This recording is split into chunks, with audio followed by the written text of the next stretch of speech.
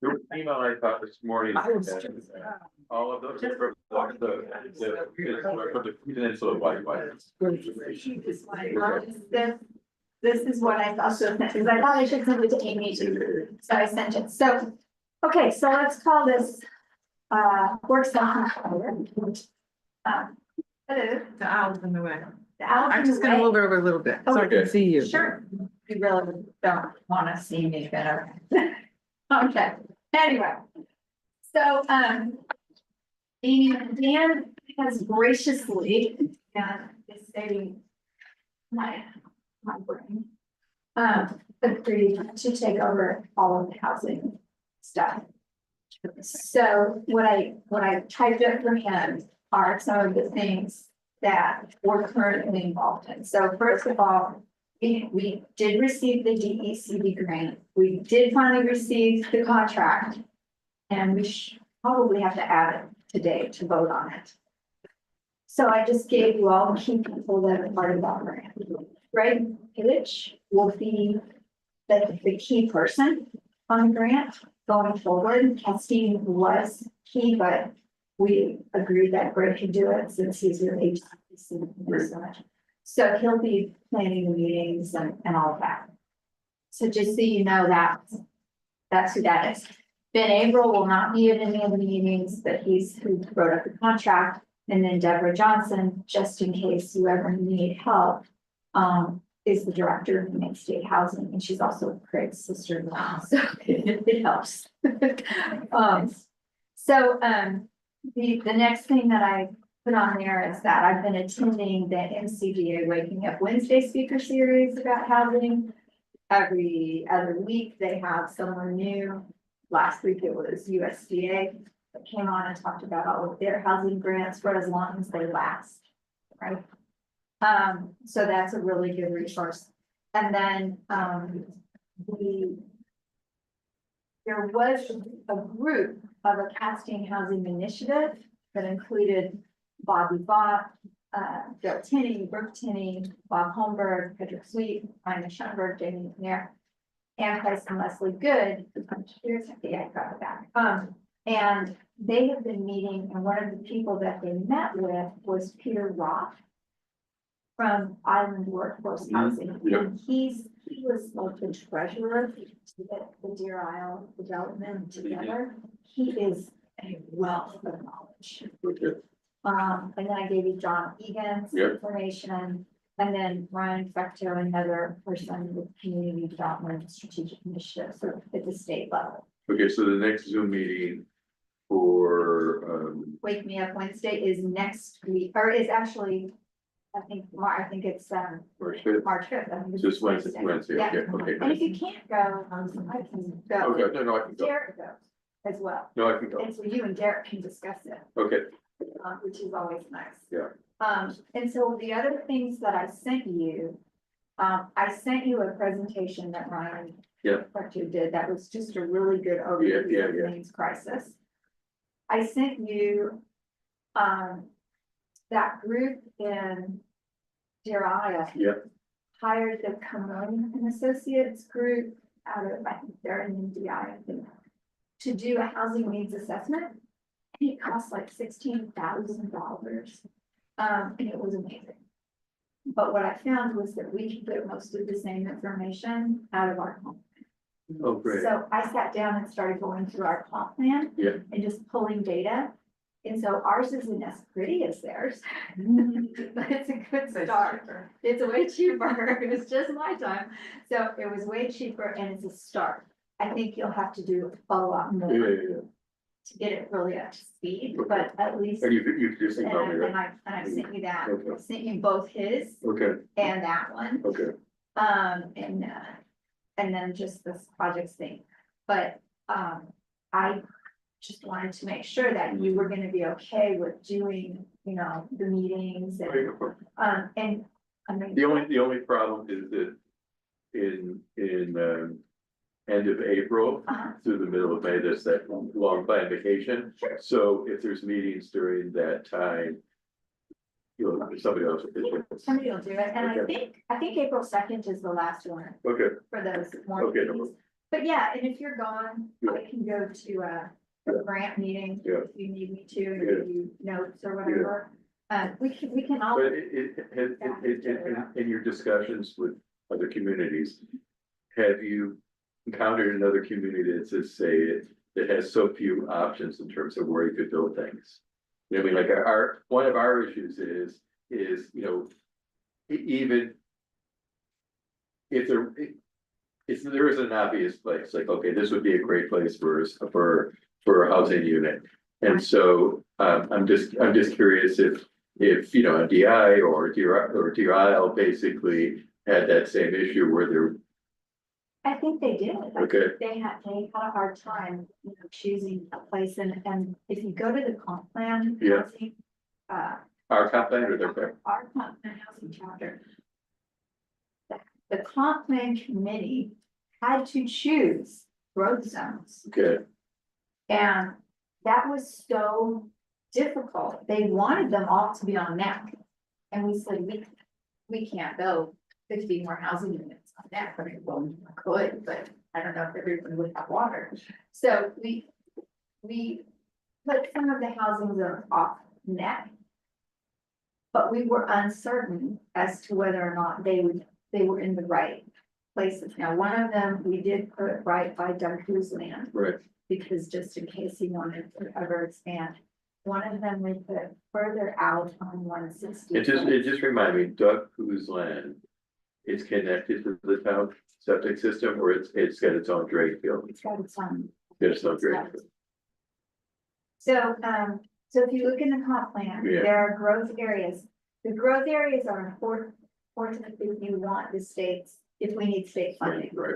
right? If there is any, That's- if there is any state funding. So, one other thing that I sort of created, and I did this so that we could look at it over the next week, and then talk about it at work session, like maybe we can, you guys can give ideas to make it better. So one of the things that used to happen was, as the select board would create housing or ad hoc committees. I've heard that there wasn't always a lot of information or oversight, and I'm not trying to be super on top of people. But I think if we have a goal with a list of goals that of what we want, so this is sort of that. For you guys, it says, identify current barriers to development and recommend solutions about zoning, developers, funding options, the growth zones, things like that. And then working within the framework of the comp plan to create and organize short-term and long-term goals. And then identify and plan for an initial project. So I think if you're agreeable, I think it's a good time for us to go ahead and create. And you would be the head Yeah, of the housing committee. So in terms of that, where we do have this housing committee and I'm on the committee, we're as a select board member, we go to other committees, we're supposed to be quiet. Right, so okay, that- well, if you're sort of leading the committee, or you can have somebody else Be lead, the chair. but you can start being the chair. Okay, until, And see how it goes. okay. You know, and you can sort Yeah. of direct it a bit, and then. So is that something that we should put on the website that we're looking, first of all, how many members do you think we should have? 4 or 5? 4, 5, 5 or. What do you think, Evan? Probably Okay, 5. but is that something that we should have them do a push, that we're looking for volunteers to be on the housing committee, Yes. or we announce it here? Yeah, Yes, so okay. what we'll have to do is we'll have to vote on it at the meeting today Okay, to create a committee. okay, And then we'll have to put something on the website. And then my thought is next Monday, we'll go through this list of goals Mhm. and shore it up. Next Monday is work Next Monday, session. work session, we'll Yeah. shore up this list of goals. And then the following Monday, we'll have 2 weeks then to collect names. Okay, Hopefully, we can vote on the members of the committee. And. and then do you it's only a think, few- and then in terms of a meeting schedule, I mean, as this is so important, I mean, just meeting once a month is not gonna create a lot of it. I mean, I think we need to meet a couple times a month to really create some momentum. Yes, I think this, like the round school, Yeah, is one of those issues that. Tell these people that it's going to be a really intense year. Yeah. right? But we need to start I meeting mean, one twice a month. one of my thoughts, I've just been kind of thinking about this, you know, the big buildings in town that are not being occupied. The one here on Gordon, Maine, and the one behind it, Gordon, Maine. I mean, there's several houses that I haven't seen people in years. And I guess one of my questions was, is it out of line, or is it okay that we send a letter to these people and say, listen, we're looking at housing, you know, as you know, there's housing shortages in Castine, and we're looking I mean, it's funny because we're not in the real estate business, but if this house, let's just say, oh yeah, we haven't used it for years, we're open to selling it. I mean, that's a house that could be 6 or 8 units in it, I mean, Right. and What I don't know is, and what we have to decide is, do we want to be in the housing business? Do we want to create some developers and find a developer that would be happy to purchase that property and make it, you know, into a housing. Right. And then. I mean, one of the issues is that if a developer were to get, were to do something like that, I would hope that there's, you know, attractive, financing options. You know, if somebody's creating affordable housing, you know, you don't want to be paying 7 or 8% interest. Exactly. So, And that's where that's why this whole thing is so, complex. Because you have to find the developer. right, You have to find a developer. it's kind of property. You have to find a property. Then we have zone, you know, that's zone single family. So we would have to go through a whole zone, which that means we would have to go to the planning board, we would have to ask the plan, which it's not that it's not doable. It's just, nothing is gonna happen in 2 weeks. Maybe the creation of a committee. This is a long process, but you know, I don't, and it's interesting because I've been reading about some towns who said we have to be in housing zone. Williamstown, Massachusetts, Williams College, so basically you're in a downtown area like Castine, stores were closed, and nobody was, and the university finally said, we, you know, for our students, we have to have a nice little downtown. So of course, Williams College got deep pockets, they bought all of Main Street and they rented everything out at like really cheap rents. And people were signing long leases as a way of attracting businesses. It's a very different economy there because the university is so endowed, but it's the same concept that, you know, how do you deal with? Yes, and so that's what your committee will Exactly. have to be figuring out, and so like the zoning. It's presently, everything on Main Street. Sure. Or the, like, Yeah. court is zoned single family. Can it be rezoned? Yes, but it would have to go to Yeah. the planning board and then and then I believe we would have to take it to the town to vote on whether or not they would accept that zoning change. Not that it can't be done without good education and lots of I talking. mean, it's really complicated because, you know, there's maybe half a dozen opportunities on that. I mean, maybe. We don't have much. And, you know, as we're looking at around school and bringing in teachers and we would, you know, affordable housing and it all. It all points towards Yes. the housing. So I'm going to ask that if we each look at this Yeah. and make it better. Yes, For you, because, you know, when I write things, they're like thick and dirty and off the top of my That's it. head, and so That's there's it. a lot more detail Yeah. that can go into this, so I'm counting on you. No, but listen, I mean, if we really focus, this has become one of the big projects in 2025.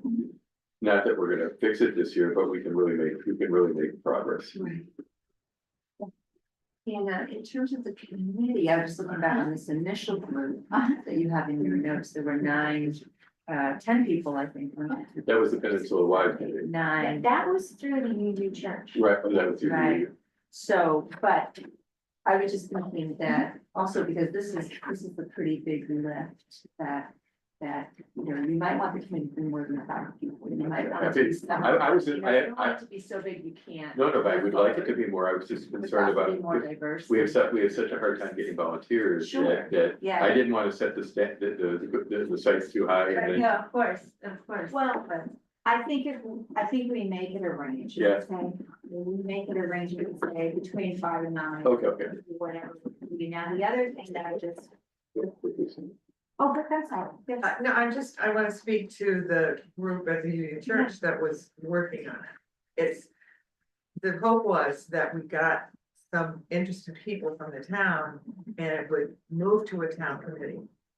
The people on that list, I think Bobby and Roberta were the ones that were on that list that sort of we thought might be moving forward. The other people on that list are very interested, but don't need to be on the committee. Okay. That's not the expectation at all. And they're not necessarily, well, a couple of them aren't from Couple, Castine, but right, could be, right. but could still be nice resources if they were to be I interested. just, But yes, I just want yes, you to my job understand was- what the committee was. was to get it to a committee. And I just realized, Amy, that I did not send you documents this morning. I don't think I sent you the document of our grant, but I think I've sent you that before, haven't I? I will look and see. This is the grant for the area coordinator. This is the grant, that Greg Pittich is running. Yeah, And so that's a whole different side of housing, but if you're still game it's to be part of that, totally, because that's where the whole region is exactly. getting together. The whole peninsula. Looking at GIS mapping, so that we know peninsula wide where will be good places to put larger developments, if we can do that. We're looking at, areas, things like, the Nesterly program. You've talked about the Nesterly program and what communities would that be good for, and what it's like that. dating app. Well, yeah, Map well, people. one of my thoughts was, you know, I mean, because have so few opportunities here. If, and this is kind of bigger thinking or broader thinking, not bigger thinking. That like, if there was a property in Bucksport, say for example, that came up. And the zoning was right, and you could build a 22-unit property there. You know, could we partner, you know, like. Right, Okay, you know, could we partner and say that, okay, they get 10, we get 10, you know what I mean, that kind of creative I thinking. think out of the box thinking is what the state of Maine desperately needs, right? Yeah. To solve this housing crisis, and so I think. Yeah, there's- I mean, it was especially clear when we were speaking at the listening session the other night. That, you know, one of the big reasons they can't find staff at the route school is it's this, you know, they don't pay enough and then there's no housing and it just goes around and around and around and around. And we go up, you know, and it just doesn't get solved. We had that issue at the water school this last year, we had teachers that almost didn't sign because they couldn't find housing.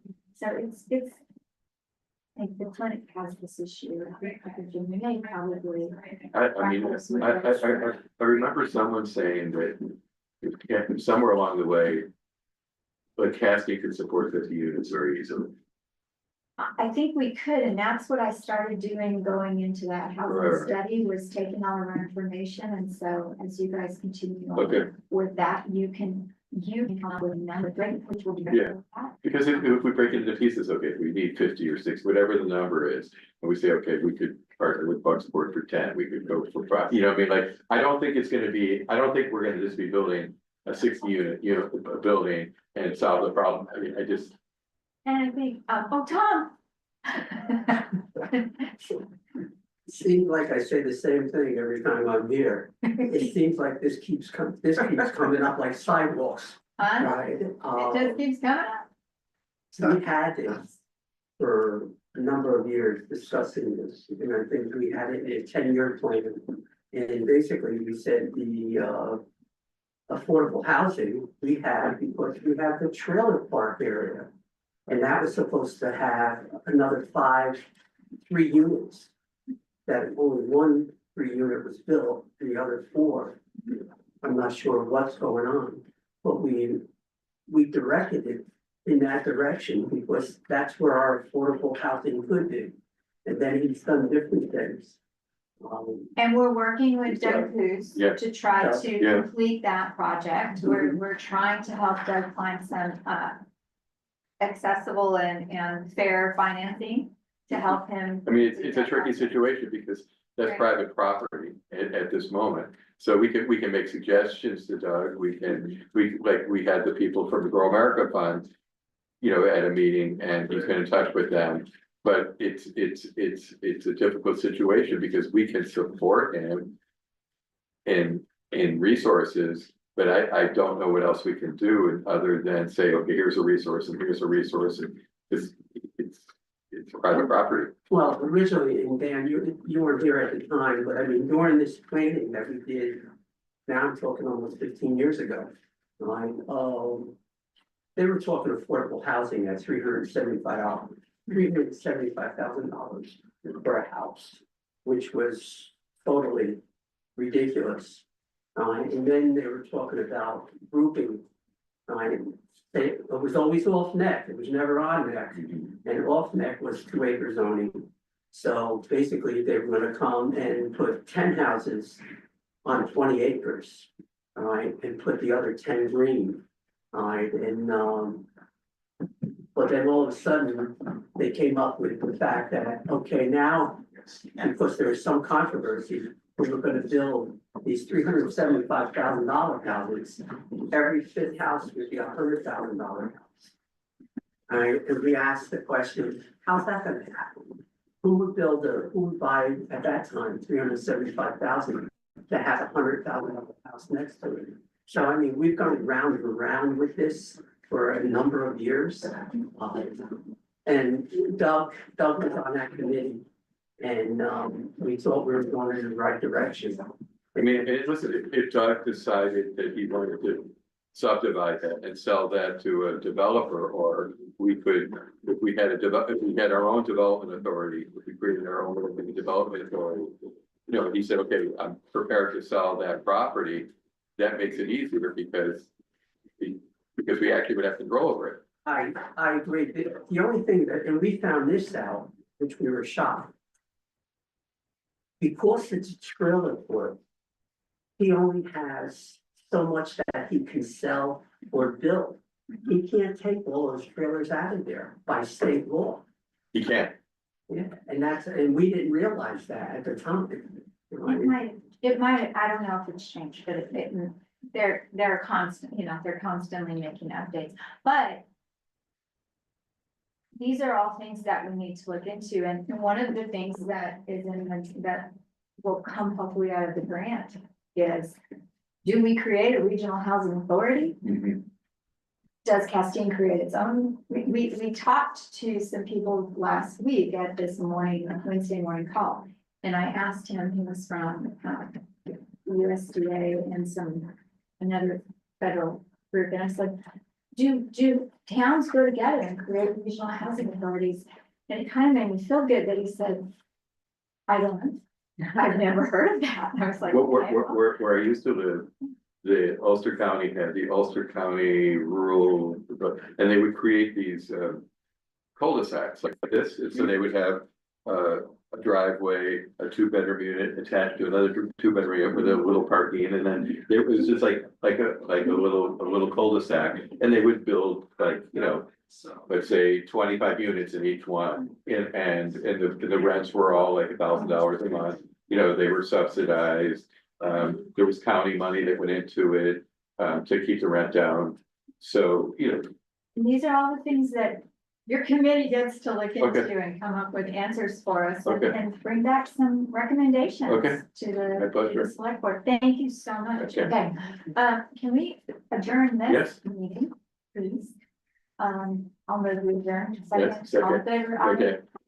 Okay, and now we go to the next meeting. Then we'll get- Write something. And, That, I'm gonna be here, did write a letter saying, Oh, thank you. the same thing you guys talked about it.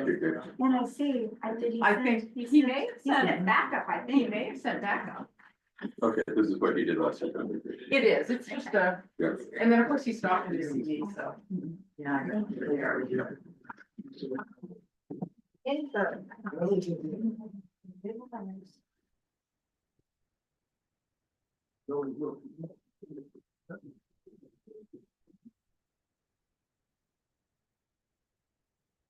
Well, I was talking about that, what the big drawer is tonight, what did you guys do? Oh, me? Oh, what did I do? What's gonna be done to you?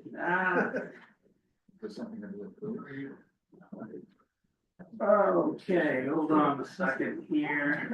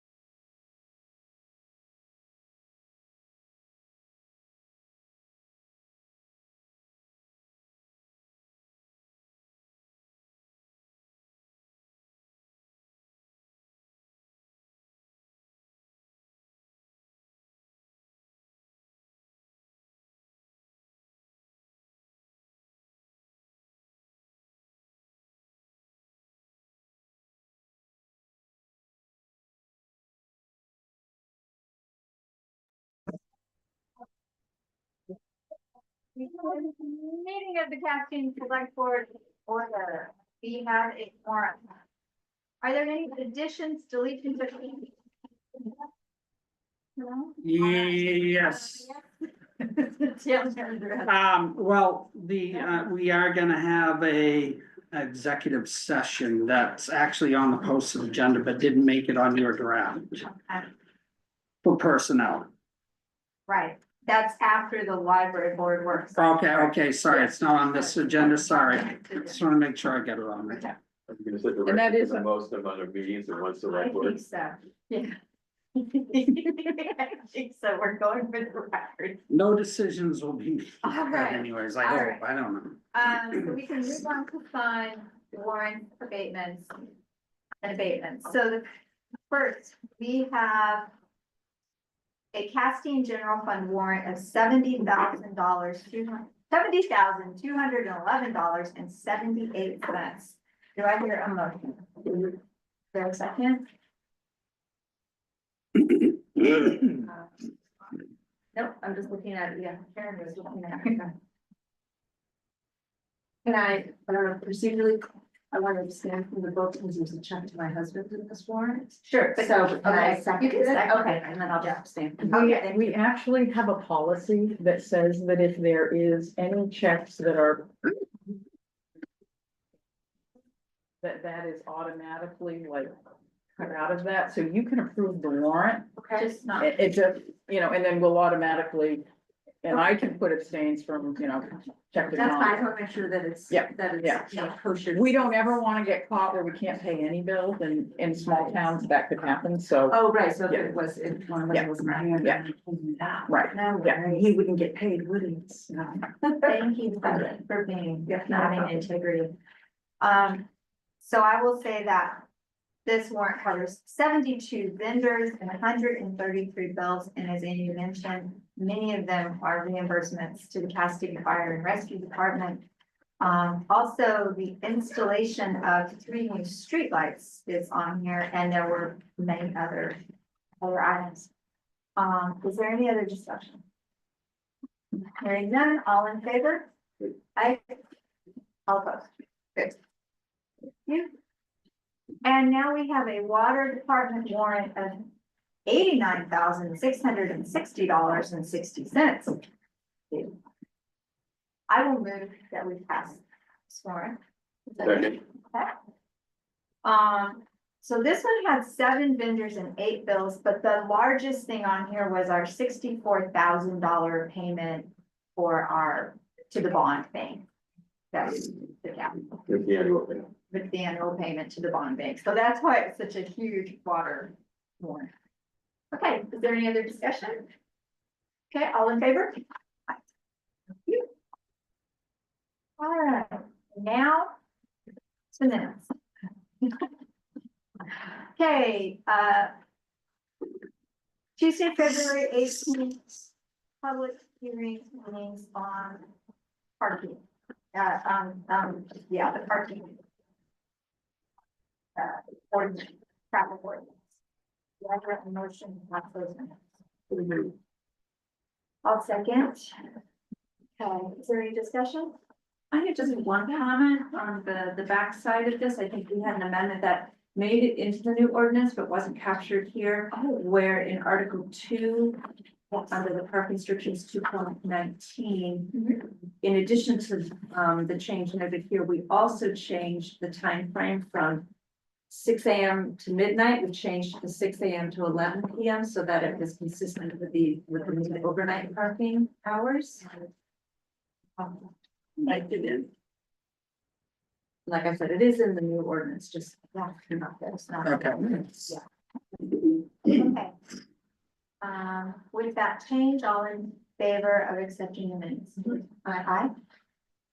All right, then we have the minutes from the select board meeting on February 18th. Do I hear a motion? Second, okay, is there any discussion? Okay, all in favor?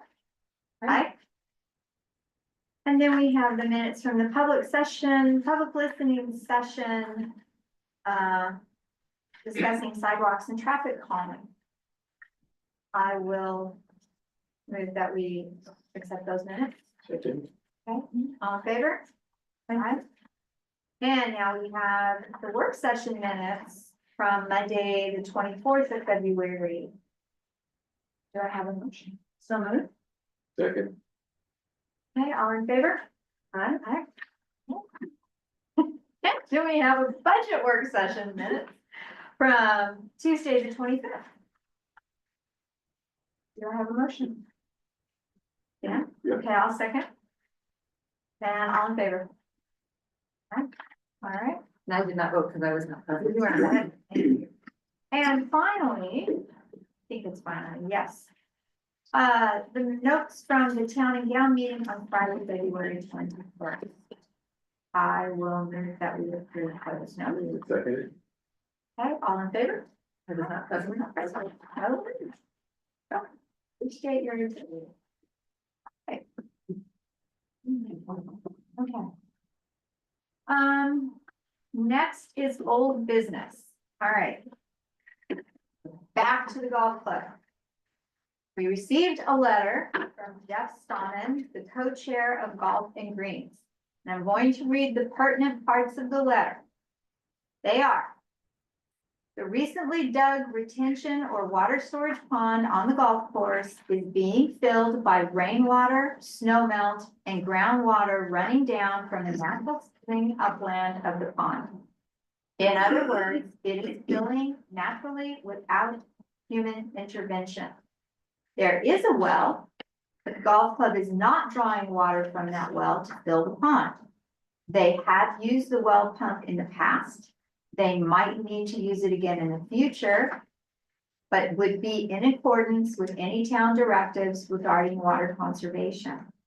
The recently installed pump draws water from the pond and distributes that water via irrigation piping to the greens and the tees of the golf course.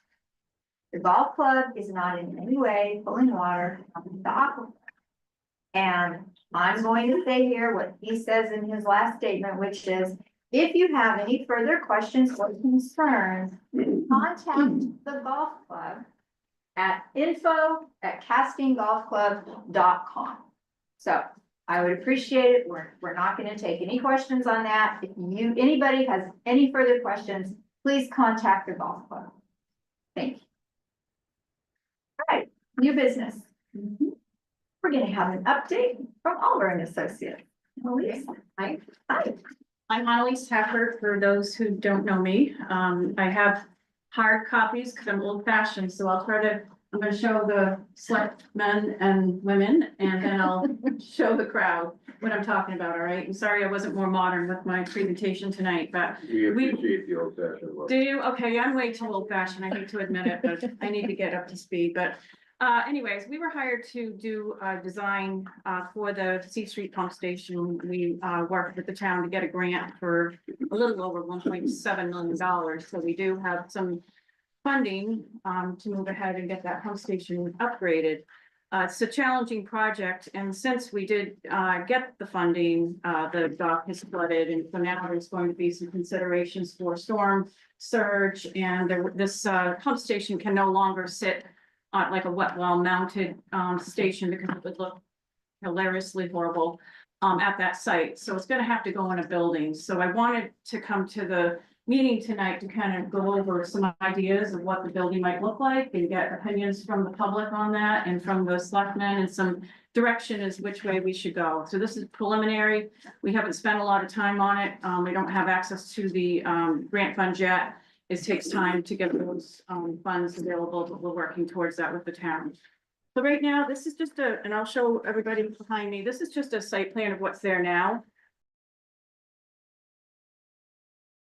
Everything, but it's basically a building and some outside pump stations that will all be removed. You can see in the gray, it's just what's there now, the generator building and an outside pump station. So it doesn't take up very much room. It's right beside the bathroom, the rest area, on the pump station that on the dock area down there. And it did get flooded out during the storm, so there does need to be consideration of flooding. So of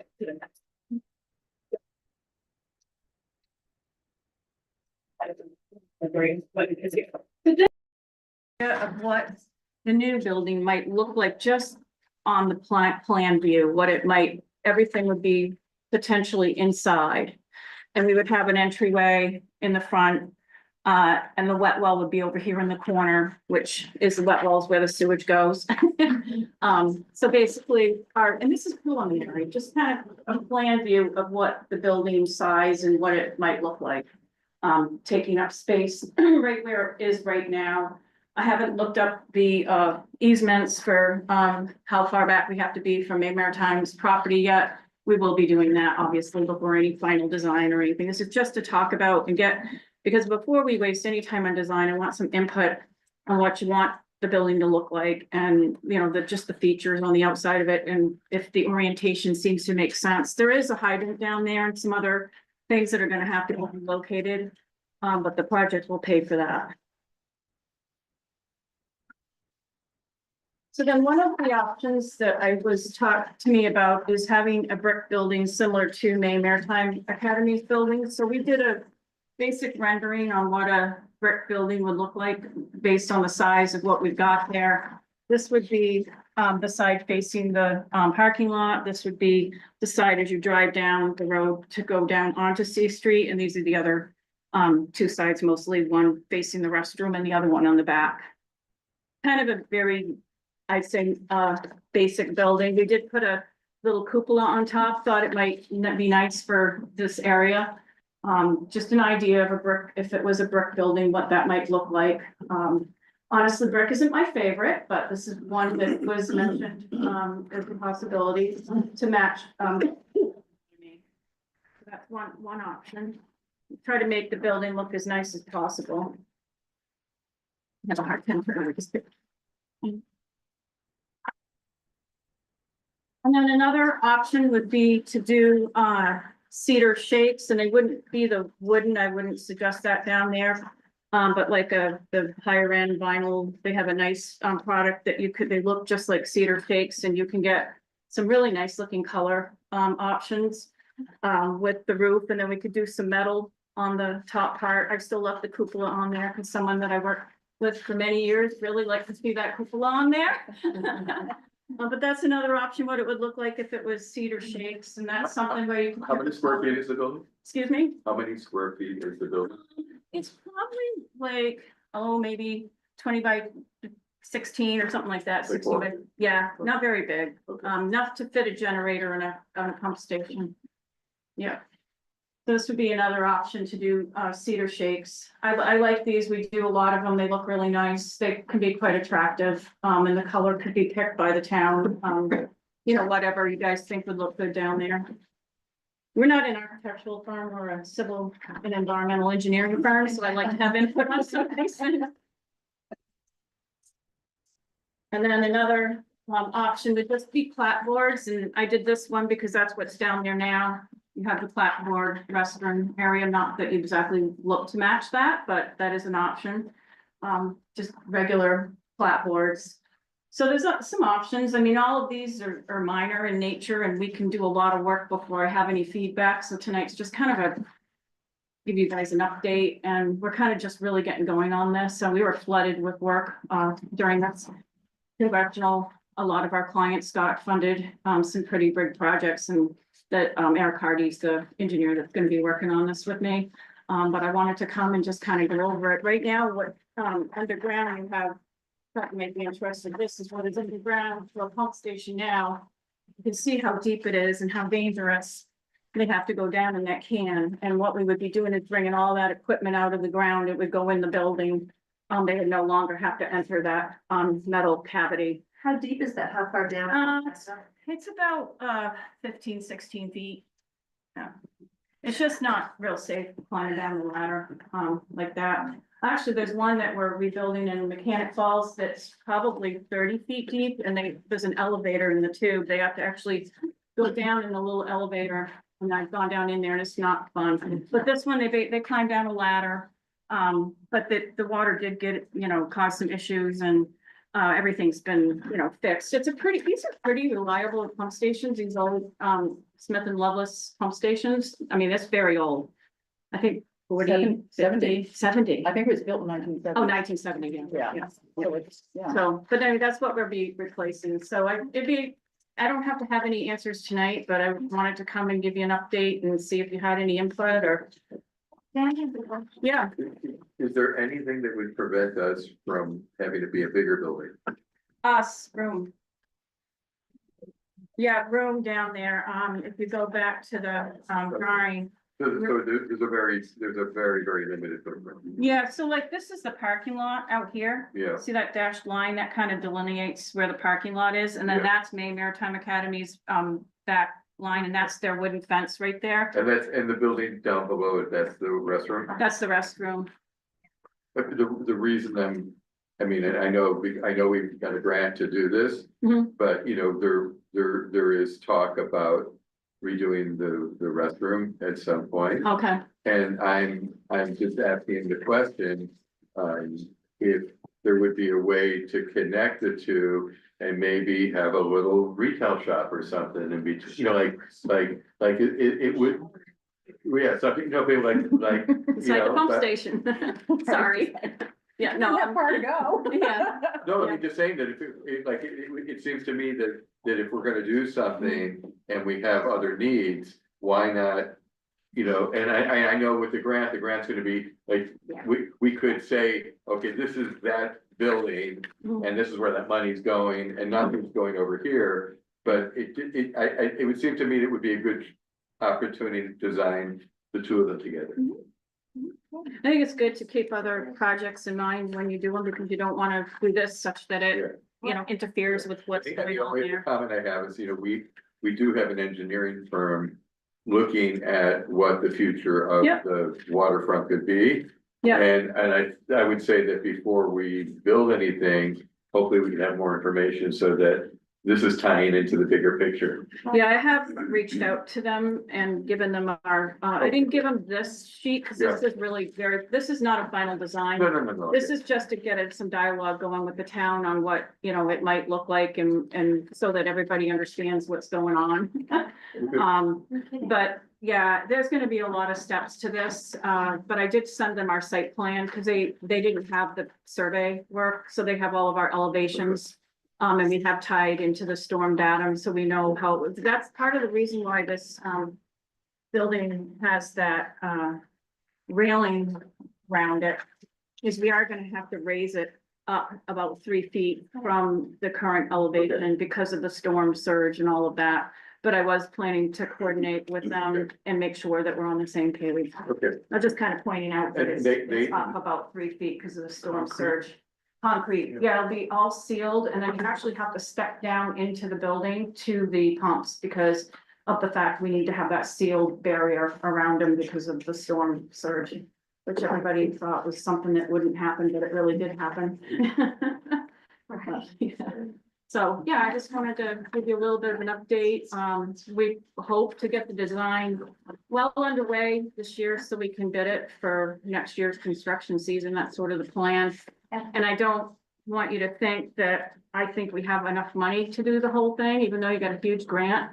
The initial project never took into account having a building, and we definitely have to have a building. So I just want to mention that, so it doesn't.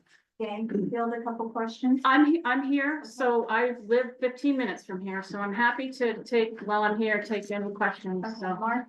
You sort of answered one question. I was wondering about the scheduling of the event and when. Excuse me, when the project will be finished, assuming that we're probably gonna get another 100-year storm within a couple of years. And will it be, is it likely to be done by the end of 26? Well, I'd love to say it would, but now we're finding when you bid a pump station job, you gotta wait about a year to get the equipment. So the contractor don't wanna start, especially on a job like this, where the new stuff is gonna have to be put, removed. And they're gonna have to do temporary pumping, so they're gonna wanna wait for their equipment to come before they start. So I'm guessing probably not anymore. The old days, yes, it just seems to take forever. Ever since COVID, equipment the manufacturing processes take a long time. This equipment, this project will have to be all Build America, Buy America. The congressional money, at this particular year that you got the money in will require that. For pump stations, it's not a big deal. We've done a couple of them already. That there is some added costs for that as well. But that, you know, may or may not really be a big cost. It's hard for me to say, but it means like the siding will have to be made in the United States. That's the roofing, everything, the steel, not the pavement, but. Don, Yeah, I'm wondering if tree removal will be required? Well, That's me. there is one tree down there and that tree is probably in the way. Yeah. Figured, yeah. Yeah, unfortunately. I love trees, so I hate to remove trees, but the tree is in the way. Yeah, and the hydrant will have to be removed. You know, the big Jersey barriers aren't a big deal, those will be in the way and the propane tanks are in the way, but we'll do something different. Yeah. Assuming there won't be any room for a replanting to occur. I'm not saying there would be. I mean, I think when we get to the final layout of it, that there could be some input on replanting, because I think the desire would be to have it look nice. And go with something that people like the looks of, and I don't think with the right planting that they would necessarily take up that much room. We probably want to plant something that didn't grow very big. Have more of a hedge Have enough effect and, root zone area that. yeah, just something that Establish is itself. attractive. Yeah, I don't see that would be a problem. Mark? Dan, you brought up a very good point earlier about potentially planning for the expansion of the bathroom slash shower slash laundry, whatever is decided. But I think that once the actual dimensions of this building, if it's 320 square feet, 20 by 16, then it would be a move to the county to lay out what a revised bathroom and other facilities could be. And also in terms of building America, purchasing America, given the quick turnaround you're gonna want between shutting down the old pump, starting a new one, perhaps modular buildings or prefabricated components, so that the field time. We know that contractors have limited resources. You get something that can get up in a big hurry. And we're gonna have to raise the bathrooms anyway, Exactly. so to not coordinate. It'd be a lost opportunity. Isn't the other building that changing room, is that that's a separate building, right? What changing? Isn't there like a family bathroom there or whatever, the little white building next to that? Bathroom. That's another one? That's just the. That's bathroom. one. Oh, that's There's just, only one. oh, There's Yeah. the pump station and then there is. So the- 1 year oh, old. so that, okay, One right, toilet, okay, that's what I'm one looking sink. at, okay, sorry. I was thinking it was something different, I get you, On the men's side. I see it. It was the tree that threw me off there. That was out of the way. I Yeah, it's couldn't very see. brief, but I No, thought Thank that's you so all you much. needed. Great, Okay. thank you for getting us started and bringing. Okay, it to all our right, any attention. input will be appreciated. So. We Thank you. appreciate it. Thank you. Thank you so much. And just so you know, she's going to get us a figure on the update for the infrastructure study. Yeah, that's just my so- bad. Yeah, No, sorry, I I forgot to went remind her. in that email. Gave her- that's a big project. Well, it won't be too bad to update it, the. Thank cost you so estimate. much. All right, thank you. Okay, moving on, Thanks, we have Alex. approved to Yeah. shut off the street light in the location of 168 Perkins. Did you want to talk about? Well, I think we do have somebody here, and he might want to discuss it. You might want to talk about Um, that. An interested party. And I will say to go along with his, that we did have the neighbor, Cliff and Pam Crace, I think it is, they said, just note. To say we would adore getting rid of that pesky light across the street, especially bad for Larry, but it's also a problem for us. I've been down there several times at night when I leave here, drive down. I don't think it's that big of a deal really, but I will say that, and I've tried to get a hold of, what is it, Headstrom? I think I got 5 calls into them to say, do not do anything with that light yet. I want to discuss whether or not there's any really bang for the buck to put that shade on it. They were down there and Larry actually talked to them and they said, yeah, we'll take it off your house a little bit, but not entirely out of the yard. There's darker areas down there and I guess, I wouldn't say we totally remove it off the pole. If you so choose, we just have them shut it off for now and test to see if it's an issue or not. And So then, experimental phase. yeah, I see think how it Larry would goes. agree to that, right? And to see if it is a big deal, that way we don't lose it down there, but it's just.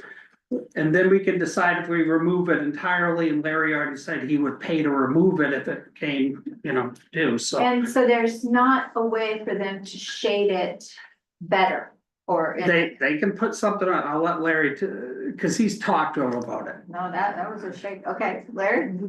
This morning, before dawn, I drove all over town. I know every single street light in this town and what it shines on and what it doesn't shine on. I can tell you that this is the only light in town that shines directly onto a house. The only other one that could is also located on Perkins Street, and that light has been turned off for a number of years.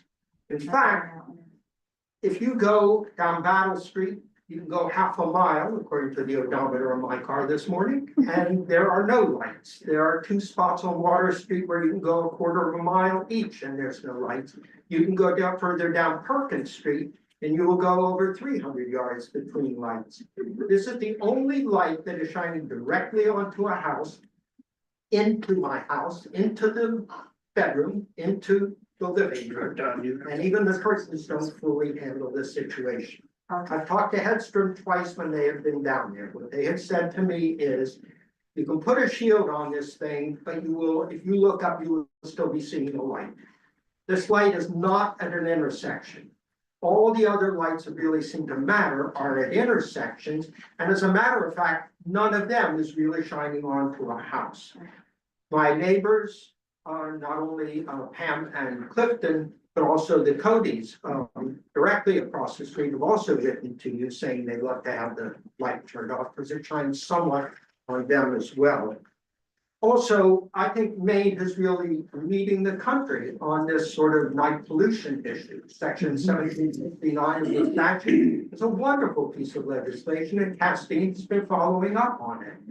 If for a moment I thought there was a safety issue, I wouldn't be here asking that you turn it off.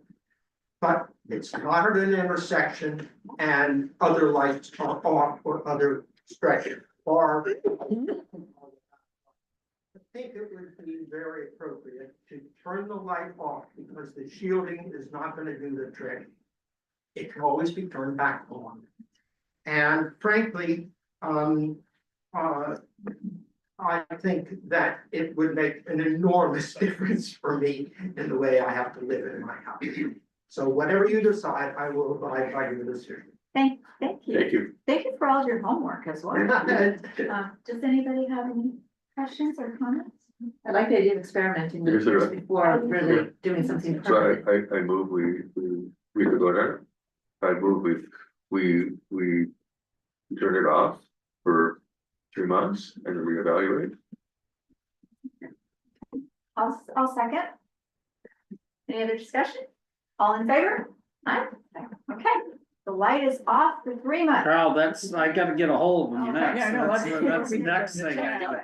Literally, I've called them and said, don't do anything with that light until, and then I found out they were down there. Larry told me, and I'm like, well, they haven't called me back yet.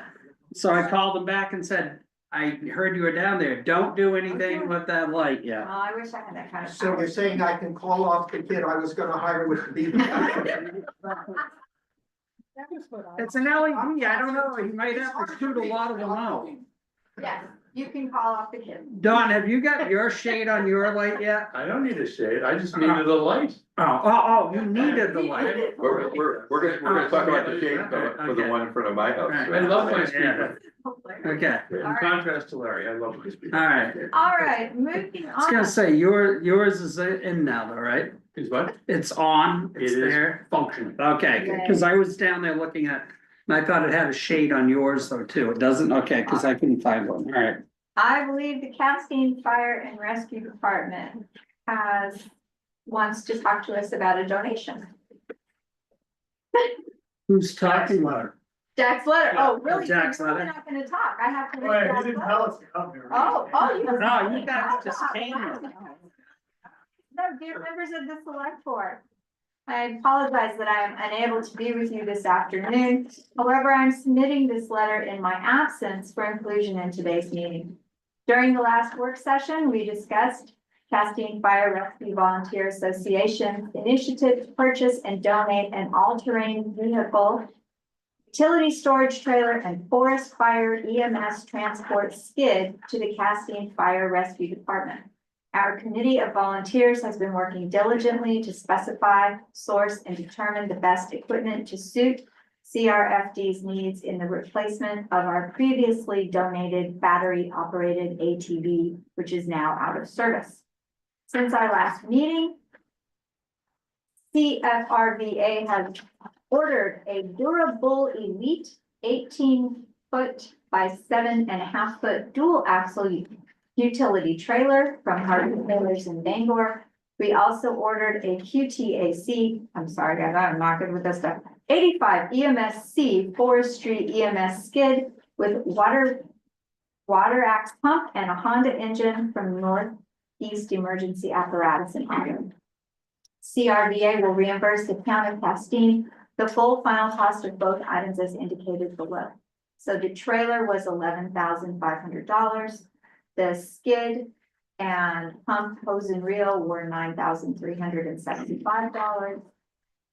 And he says, we are still working to finalize the specifications and sourcing of the all-terrain utility vehicle. Once we have selected the vehicle, I will inform the town so we can make information available to you and arrange for the purchase and transfer of the funds. Thank you very much.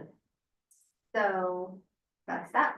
They have the money from the volunteers, Volunteer Association to do this. And so we are very excited that you are moving forward with this project. Do we need to vote on this? Yes, Okay. you need to accept it. Well, then, Amy, do you want to? Okay, well, I'll make a motion that we accept it. You, you're out. Accept the She's out. funds, Motion that we accept the funds. So I get it? All right. All in favor? $20,875. And Amy's abstaining. All in favor. Thank you. Very exciting. All right. If I, could I say one word about that donation? I think I mentioned it at our work session when Jack came to speak with us, but just publicly, I would just like to remind people that, you know, these donations, these purchases are possible because so many people donate to the fire department's volunteer association. So I think it's a collective effort by the community, and then we all get to benefit, whether it be ourselves that might need extrication from the woods or a visitor or something. So I think it's a full circle gift, which I think is really great for the town to be able to have. Outstanding. I think it would be helpful that we let the land conservative know that the fire department made this purchase as a way to, you know, help if there's ever a fire there. Because, you know, I walk up there a lot and, you know, I am concerned at just the amount of potential material, you know, trees down or shrubs that if we had a very dry year. I mean, it's great that we're doing this, but I think that it might be an opportunity to say to them, listen, we're doing our part, you need to do your part and manage this property better. My understanding is that they are in communication. Okay, great. But we can check in. Okay, okay. And I think, you know, wait until they actually have it on hand, and then at that point in Yeah. time, you know, we're in service and Yeah, ready to go with okay. it. Thank you. Maybe we can have a shop and tell them. Maybe we can. All right. Next is a discussion regarding a designated space for the visitor center. So the Merchants Association has requested that the select board create a designated space during the hours of 9 to 4 in the summer for the volunteers who work at the visitor center, because most of the volunteers who work at the visitor center are older than 70, and many of them have a harder time walking up and down hills. And so to have a space there would be very helpful for all of Castine if we had a space designated for the visitor center. And it was brought up to the select board that there have been other requests from other business owners in the past that they have a specific space. And in discussion with Derek, I came to a conclusion that I have not shared with the select board because we did not meet, that perhaps if we tried for a year and gave them one space for the visitor center and explained that that is for all of the merchants in a way, by giving the visitor center a dedicated space for their volunteers, because the visitor center does distribute people to different merchants. It might be worthwhile, but I am open to conversation. Karen did also check with MMA legal on this, because we were having a discussion, not an argument, just a discussion of whether that was town property, if we could give it away or not give it away. And I think the consensus was that we could actually, or we should put this in our traffic ordinance if we're going to decide to do that, since we do have some other specific areas mentioned in it. So I'll just tell you that we'll probably, even if you say, yes, we want to do it, we'll need to change the traffic ordinance to put a section in there for that. Let me just sort purpose. of follow up with my conversation with MMA Legal. She said the visitor center, and we talked about how it is they actually are out there for all of the merchants. And they said if it was a private business, that might be a different story, but because they are there doing business for, all the businesses in Castine, she saw that as a more palatable thing. Good. So that, That's happy. right, considering what because they're not a municipal entity, but yet they really work for the rest of the whole municipality. They're not just a one. Yeah, thank you. Thank you for checking with them. So I'll ask you, what is our best, should we? Well, I think you discuss whether or not you want to change it now and then, so we can put it on the agenda. Otherwise, if you don't want to do it, then I would say we don't want to waste the time putting it on the agenda. Maybe you want to get some public input now too, to save us some time for later. Remember, if you change the traffic ordinance, you have to have a public hearing. Someplace So on the town if the dock. three Where? select board or. We don't know yet. Board thinking that, yeah, I think this is don't know. something worth doing, then we would put a public hearing So probably next- before the So next select board to the harbor meeting. master spot? No, I Which is doubt almost that. always empty. Bob, Freelander. I'm on the town dock right now on Google Maps. Let me look. Okay, go Bob. My wife works at the visitor center on Mondays. And she has a little card in her car when she parks. And because she's there early in the morning, she always gets a parking space. My question is, if you have a designated space for the visitor center. And the visitor center is not always staffed, sometimes there's nobody there. What's to prevent a guest from the town into the town to use that parking space? How do you That's a good enforce that? question. And the only thing I could think of this morning was we put a traffic cone in there, but I don't know. I have no thought on that yet. Mark? So there are two spots right next to the Acadia dock. One's for the harbor master, one's for an attendant, whatever it's called, person who works at the dock end. You put this spot next to it, you've got three spots all together. Now, how do you enforce it? Somebody's not supposed to be parked there? Parking enforcement officer tickets him while he's parked in the harbor master spot. Sorry, that was. It was a smart ass comment, excuse me, Okay. but that's where it would be, right? There are signs there, aren't there? Okay. Yeah, there are Yeah, signs there's a there. sign. There I mean, would be people, a sign designating the spot as. I mean, I don't park in the For the harbor visitor master center. spot when it's empty. Wow. I don't think anybody does. Brooke? I thought, Roberta, I heard you say that most of the volunteers at the visitor center are over 70, and it's hard for them to come up the hill. Well, if you're parking by the harbor master office, That's far. you have to go up your hill. Right. So why Half an isn't, hour. the place for them to park on Water Street or bottom of Main Street? Or the bottom of Main. Right, from the bottom of Main Street. Maybe that one last one on the bottom of Main Street. Yeah, These by are things we have to by think about. TNC. Yes, The 15-minute spot. the 15-minute spot, we're taking it out. It's always something, but these are things that we'll need to discuss and figure out. Does anybody else have questions? Well, Because these are good questions. Or there's the spot right by the flagpole, which is almost right across from the visitor center. Right. Which wouldn't be Is too that far. Well, much up the hill? My question is, why do we have the zebra stripe spot? And there's two just below the cannon there, and That's there's a because- zebra stripe That's in the because other. that's where Food the trucks. food truck is supposed to go.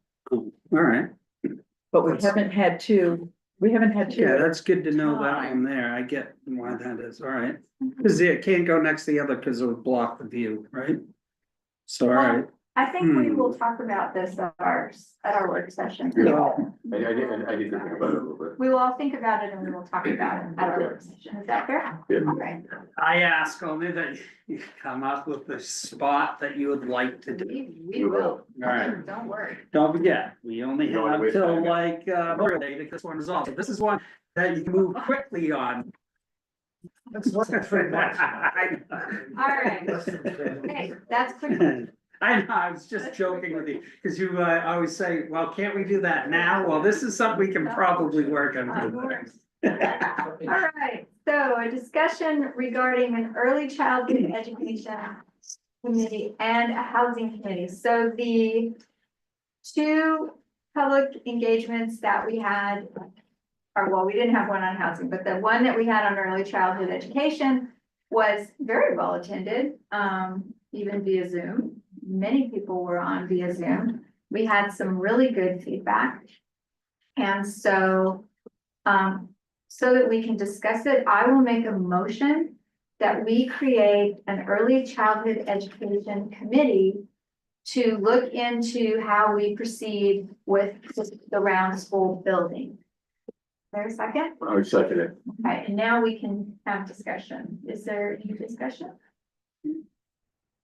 Go ahead. No, I'm just saying, I think that's a good step, because I think there were, from what I wasn't able to be at the listening session, and I haven't had a chance to watch the video yet, but just some of the feedback I've heard is that there was a lot of comments, a lot of comments, and I think it would be good to move in this direction and then encourage more feedback, and participation. I had several residents reach out to me after the listening session, just, really reinforcing how critically important it is that this continues and meets the needs of both the town and MMA. And so I think it's a really good step. So, thank you both very much. So I guess we can go ahead and vote to create a committee. So all in favor? Aye. Right. Okay, and now, so now we can put it out to the town that we are accepting or CVs for people to be on this committee. And I'm going to give the select board, so I worked today to create sort of an outline of what we expect this committee to come up with. What is our starting goal? So I'm going to give a copy to each member of the select board to make better before the work session next week. So that we have a good set of goals to give to the committee. And so anyone who's interested in being on that committee, please let Derek know. And we appreciate your time and your energy and your expertise. And so all the kids. Do you know how many people you're going to put on that committee? yet? 437. Good, you had the answer ready. It sounds like the legislature in New Hampshire. No, I'm kidding. I was thinking, somewhere maybe 5 to 9. Yeah. If the chair wants more, we can work on it. Dan? or Dawn? You just advertise that to the group in this room. How do you reach out to the greater community? Is there a? I will Wait, we probably did be it. sending out an email to parents and just letting them know that Right, we is there did a- that, or we might put it on Typically- Facebook. Typically, it gets put on Facebook and the website. I will say that, until March 12th, nothing will be put. I can do He can do Facebook. Facebook, but the website, things will not be going on the website. I can do a push notification, I can put something on the Google Calendar, but Okay. there's my limits. Push notification, That would be the way Facebook, to do it. after the 12th, it'll be on website? the Push website. notification. Yeah. That goes to. Great opportunity, Larry, for retired professors. Who are sleeping better. And now, because of time commitments and, other things, the select board has held, many of you know, we've had several work sessions and different people related to housing have come in and talked to us about funding and where to put things and all these kind of things. And it seems that it would be a better use of our time if we create a housing committee and have a member of the select board sit on that committee for now.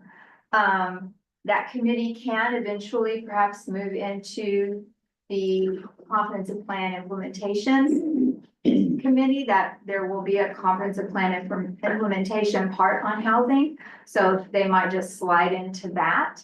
That will depend on the committee and what they choose to do. But I would make a motion that we also create a housing committee. I would second it. Okay, is there any discussion? Okay, all in favor? Aye. And I would like to ask Dan Leader to run that committee. My pleasure. Thank you. All right. So if anybody wants to be on a housing committee, again, there will be a Facebook and probably a push notification and probably some emails. But if there's anybody that you know that's really passionate about this, please let Derek know. All right. Changing the town meeting date. Is that a 5-member board, or 5 to 9 too? Yep. Okay. All right. Due- 9 to 5. 9 to 5. Due to scheduling constraints and things going on, I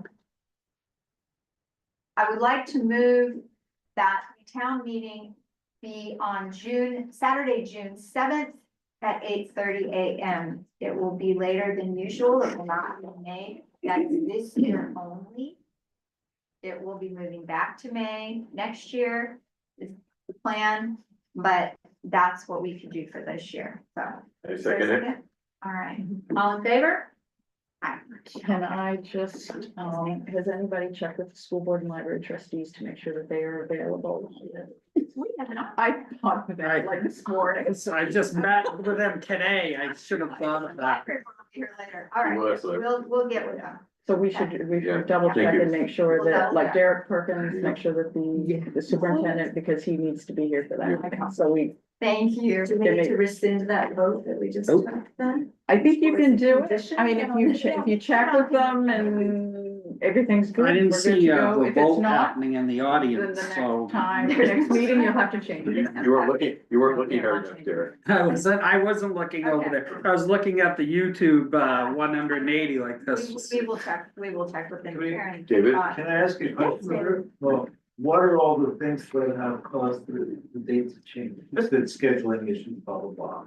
And you give me some We examples? can't get all 3 select board members in the same place at the same time until that day. Okay, so it's leading up to that, so you need time after May to. We can't do it on May 10th. We can't do it on any Saturday, well, we can't do it on May 10th. And then Emerson Hall is already scheduled out on May 17th and May 31st. 31st. So it just, this was the It first was like a Saturday perfect that- storm of scheduling conflicts. Okay. This was the first time that we could all be there and Emerson Hall wasn't already. Thank you. Thank you. All right. But we're gonna make it a really good town meeting. Oh, yeah. Let's see. I'll try to abridge this as much as possible, given the You're time. gonna bridge got- this, Derek? Yes. Yes, Like, I there's a will lot of get- stuff. well, You've got I'm 7 hoping minutes. to knock some of these off there. I know, I want Karen to get out of here because she's doing double duty. Bullet points. Let's see, FEMA gazebo design, we need to do something on that. I think maybe we need a listening or some part of a session for this thing. We do have funding, I believe it's $1,807 for our share. We get 18,000 total, but that includes the money we already spent, if you will, taking away the debris, although I think the storm took away a lot of the debris, we just loaded it into a truck from what I've seen. But, and then, of course, who's going to design that? Maybe we have some volunteers out there that'd like to design it, but I know there've been different ideas of of how it should look. So I think that we need to lock that down and then get it designed, and I'd like to get that on there by this season, so whatever it is. So there's that. Fort Madison Engineering, just so you know, we got approved for $44,295 for engineering for looking at the shoreline for Fort Madison. I forget what the total project estimate is before that design for actually, once the design is done, they have an idea. But so our share of that is going to be $4,429, as long as the state pays their share, otherwise it'll be $11,000. I haven't asked Karen this, so I'll ask her. The money that we raise at the special town meeting, is that still alive for these purposes, so that if we hire somebody to do that? So I don't know if you'd like me to work on something with that, with an RFP to try to get that out, solicited, so we could get somebody to do that. As I understand it, once we design it, it will transition into another possible grant application that we can apply for actually doing it and having the feds and the state help pay for it.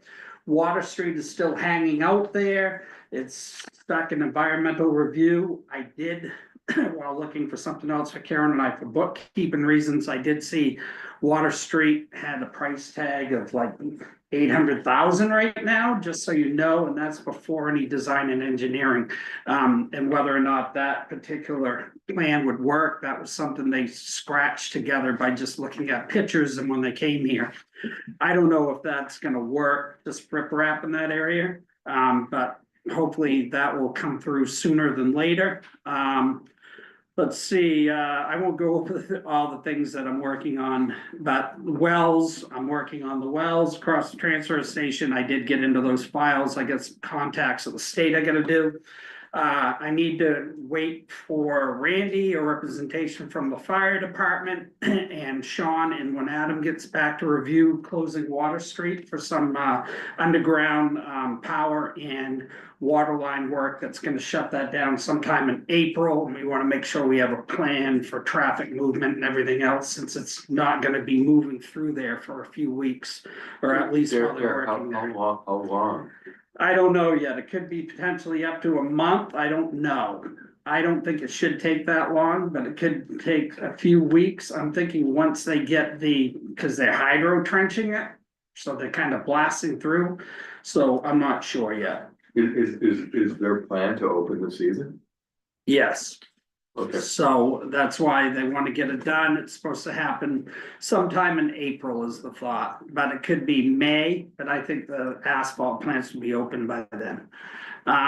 But we want to make sure we get a traffic flow, public notices out to people so they know, and perhaps even potentially need to open up Water Street from the Green Street end to get access to those parking spots there temporarily, just so you know. So that's what I'm working on, and I need to get fire chief involved or deputy chief involved to make sure their concerns are taken care of. I kind of have a good idea of what I'm looking at, but I guarantee when I get other people in the room, they'll think of things that I haven't. Let's see, heat pumps still on my radar. I met with SJ Rollins to discuss different technological things for town hall. Actually meeting with him, I think either tomorrow or Wednesday, just to go over what his findings were, and then I'll let you know what that is. It's more of a budget and planning exercise. Thanks, Karen, for letting them snoop around in that side of the office and look at some of this stuff. So we'll see what they come up with, and that's not an end-all catch-all. It's just SJ Rollins has called me on a few occasions, and I've kind of said, yeah, I don't need it. And then I'm like, all right, if you guys want to do a technology survey, all right, come on in and do it for me. I need some budget numbers anyways. Let's see, Housing Opportunity Program Municipal Grant Contract. You need to authorize me to sign that. Roberta can give you the 411 on that when time comes. Did meet with the school today about drainage. Took on Elise, I asked if there were any plans for up around School Street and up around the town common, so we can take a look at what's in the ground there. Let's see, sweeping, striping, catch basins. I've been using the same companies for a few years. I know we had some problems with the striping company a little bit last year. They missed a few spots. Sean says they've been doing good work. If they're offering me similar pricing to next year, I do not want to go out to RFP for that. I just want to keep them in so I can learn what they've done. I do need to get the guys out to look at catch basins to see which ones need to be done. Crack sealing is something that I'm starting to look at the roads. It's been a few years since it was done, so I If they're want. gonna come and do striping, Yeah, if we're gonna do striping, you know, as part of traffic calming, maybe we can get a price at the same time. we could look at what we're gonna do, yeah. Okay. If that's coming out with traffic calming, I think I mentioned, whatever that is. Well, just so you know, that the striping, if we have the striping done this spring, anything that gets passed at town meeting in June doesn't become available until July first. Okay. So it's Okay. probably, Right. we can get pricing for it, but it can't be done. Okay, And I don't know, you know, usually these striping companies aren't the striping ones that do the roads, cause they have walking machines, although I have done some roads, although people complain that they canoed a little bit, and I'm like, well, obviously the guy got tired from walking a half mile, so, normally they do it with one of those machines rather than, a walk behind machine, unless they're really good. Let's see, but they may be able to do it. That will slow people down, I guess, if the road becomes a little curvier. That's how you're talking about traffic calming, right? Let's see, crack filling, looking at doing some of that this year to preserve our pavements. Sean's working on ordinance changes. I think he might even have some drafts for me this week. When we talked earlier. Let's see, passport parking system, need to get that for a discussion with the whole board, Roberta. I didn't think we wanted to do that tonight, but get that on there. Wildfire protection grant, I don't know what I was thinking, but we had solicited the RFP to a bunch of consultants to do that plan. And there weren't anybody volunteering, so I said, all right, I'll volunteer to look at these. So I'll be on that committee to review those. Hopefully they don't have 100 of them. Hopefully they only have about 5 submittals. Let's see. Solar update. I did send you the performer data that he did. So take a look at that. Of course, when snow melts, he's sending in somebody to look at what we have on the ground. just to let them know, Revision Energy contacted me. They want to do a proposal as well. So we'll ask them what they want to look at, and see what we get. I don't know how we'll word if there's 2 different companies, maybe we're gonna get permission and concept to do something there. For the board to have permission to do it. Karen, you think we can figure out how to write that article? Either that, or we can ask like MMA legal if they have any Yeah. ideas how to write it. Because I don't know if everybody here or the 3 people watching at home, it was 10 at one time, I think. If they know what we're looking at now, but now we're looking at perhaps a full-blown 667 kilowatts, is that correct? Which would be enough for all the town buildings and 120, 140, see, you guys remember better than me. 100 Notes. Well, mine's all up here, 145 homes that could get a 20% break on their electric bills as part of this.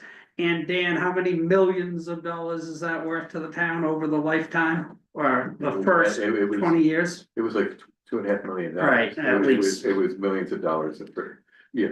And of course, that included a bunch of interest, and I would like to get this thing paid off in like 10 years or less, rather than stretch it over the whole thing. That's Then what, we get a that's what much more money. bothered, that's what bothered me about the proposal. To me, there was no reason to do a 25-year Right. bond. So, and that includes like, would get 600 and something thousand, 667,000 possibly from a grant, Yep. and then finance another 1.7 million or so is what it is over 10 years, but we would be cash positive, and that would allow us to actually put reserves in place also in order to address anything that comes up. Includes somebody to do the billing, it includes operation, maintenance and servicing of the array so that we're not having to worry about that stuff. But we would ultimately own that is where I think we're leaning right now, but we'll see. Ultimately, it will be up to the voters to decide. Fire station OPM, big thing on that is I've opened up that draft a few times, started reading through it, have conceptually in my mind what I'm gonna do with that. But the big thing is I got a meeting with Carol Woodcock. I did touch base with her last week. Gonna have a little discussion on Wednesday along with Ina to discuss congressionally directed spending for the fire station. And I think I want to go for about half and settle for Are you a little meeting, less. are you meeting with her this week I am. in person? I am meeting on Zoom, yes. You know, one thing I've been meaning to do is, it would be great if Senator Collins could do not just a tour, but like a town meeting. You know, it'd be great to have the senator come in and talk to residents. If she can, yeah. Well, I'll discuss with Carol, but the thing is, they don't even know right now whether there's gonna be any congressionally directed spending. That's one of the discussions. Regardless, we're getting things prepared for, I gave Ina an inch of material and I said, read this because this is what we are. Those applications aren't huge lifting. They're kind of simplistic for the most part, but I want to make sure that they know that we're put our ducks in a row on that, and that we're going for a preliminary design for town meeting, and so we're ready to go on it. Let's see, dock study, you saw that at the last meeting we had, that's coming along. The one thing that I'm waiting for on that is the public forum, whether or not we're gonna have a second one. I need to see what the proposal is and decide whether or not that falls within the parameters of the state and send it off to the state. Noel and I thought it would be useful to do that. GI was shaky on whether we got bang for the buck or, you know, whether it helped them. And Noel thought that it does help for the next phase regardless of that plan. So we'll see what comes up with that. We've got about 8 applicants so far for Community Economic Development Director. Met with environmental review for our congressionally directed spending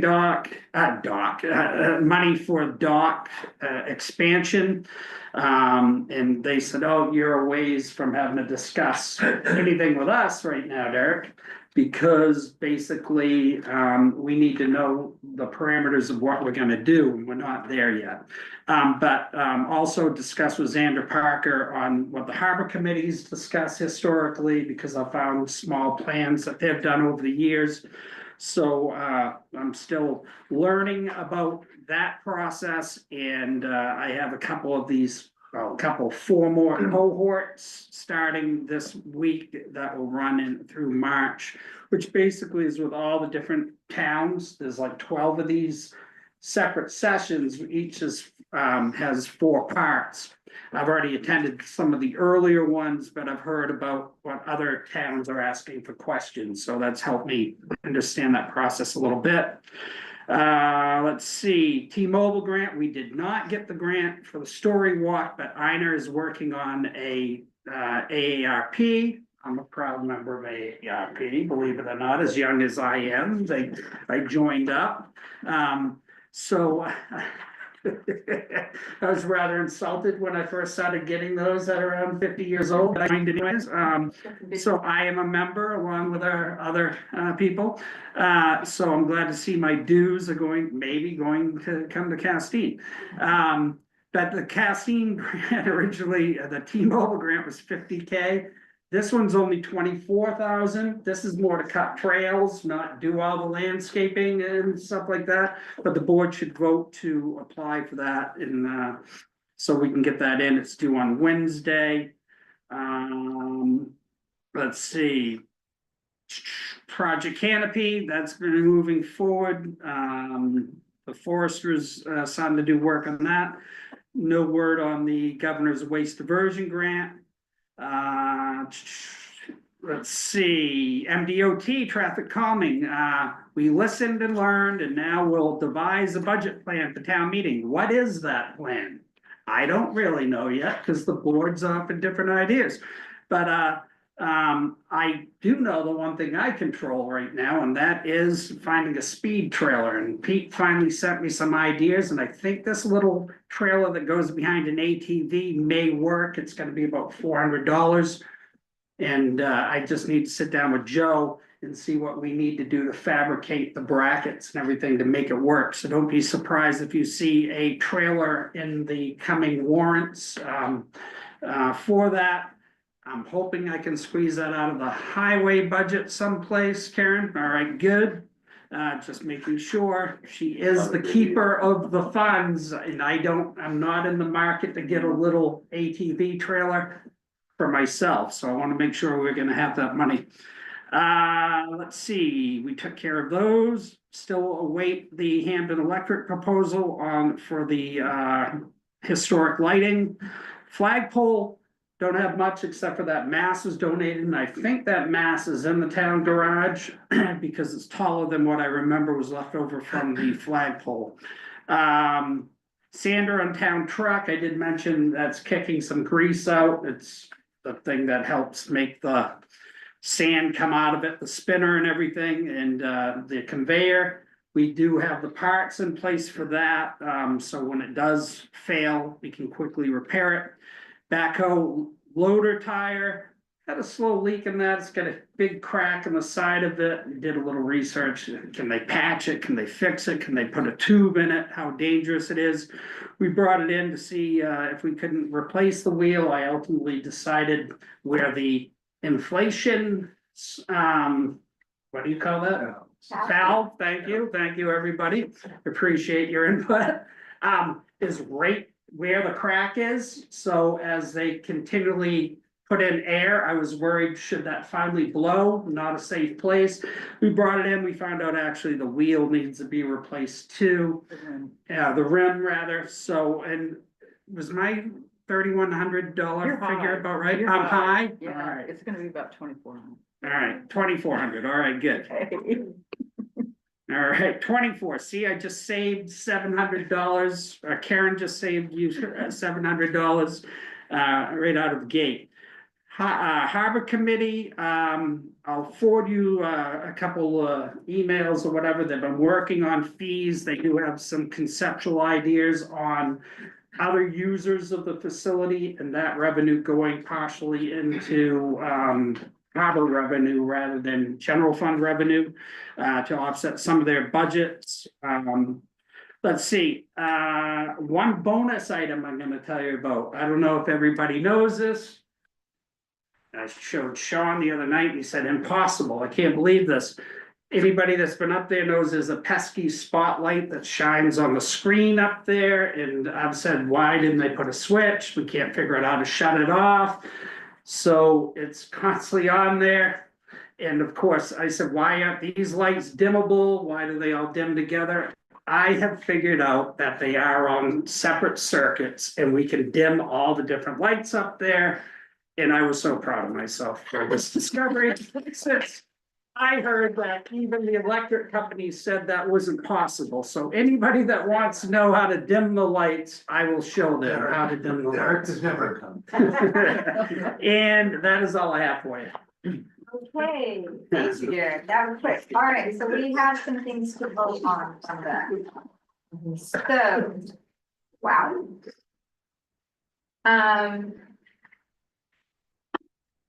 Your grant, Well, can we start with the Fort Madison engineering?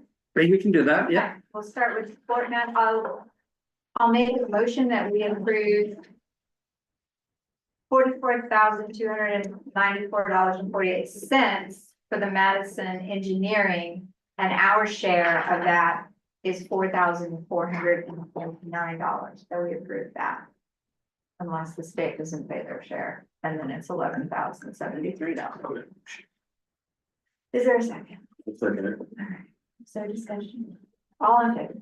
Okay, good. Okay, next.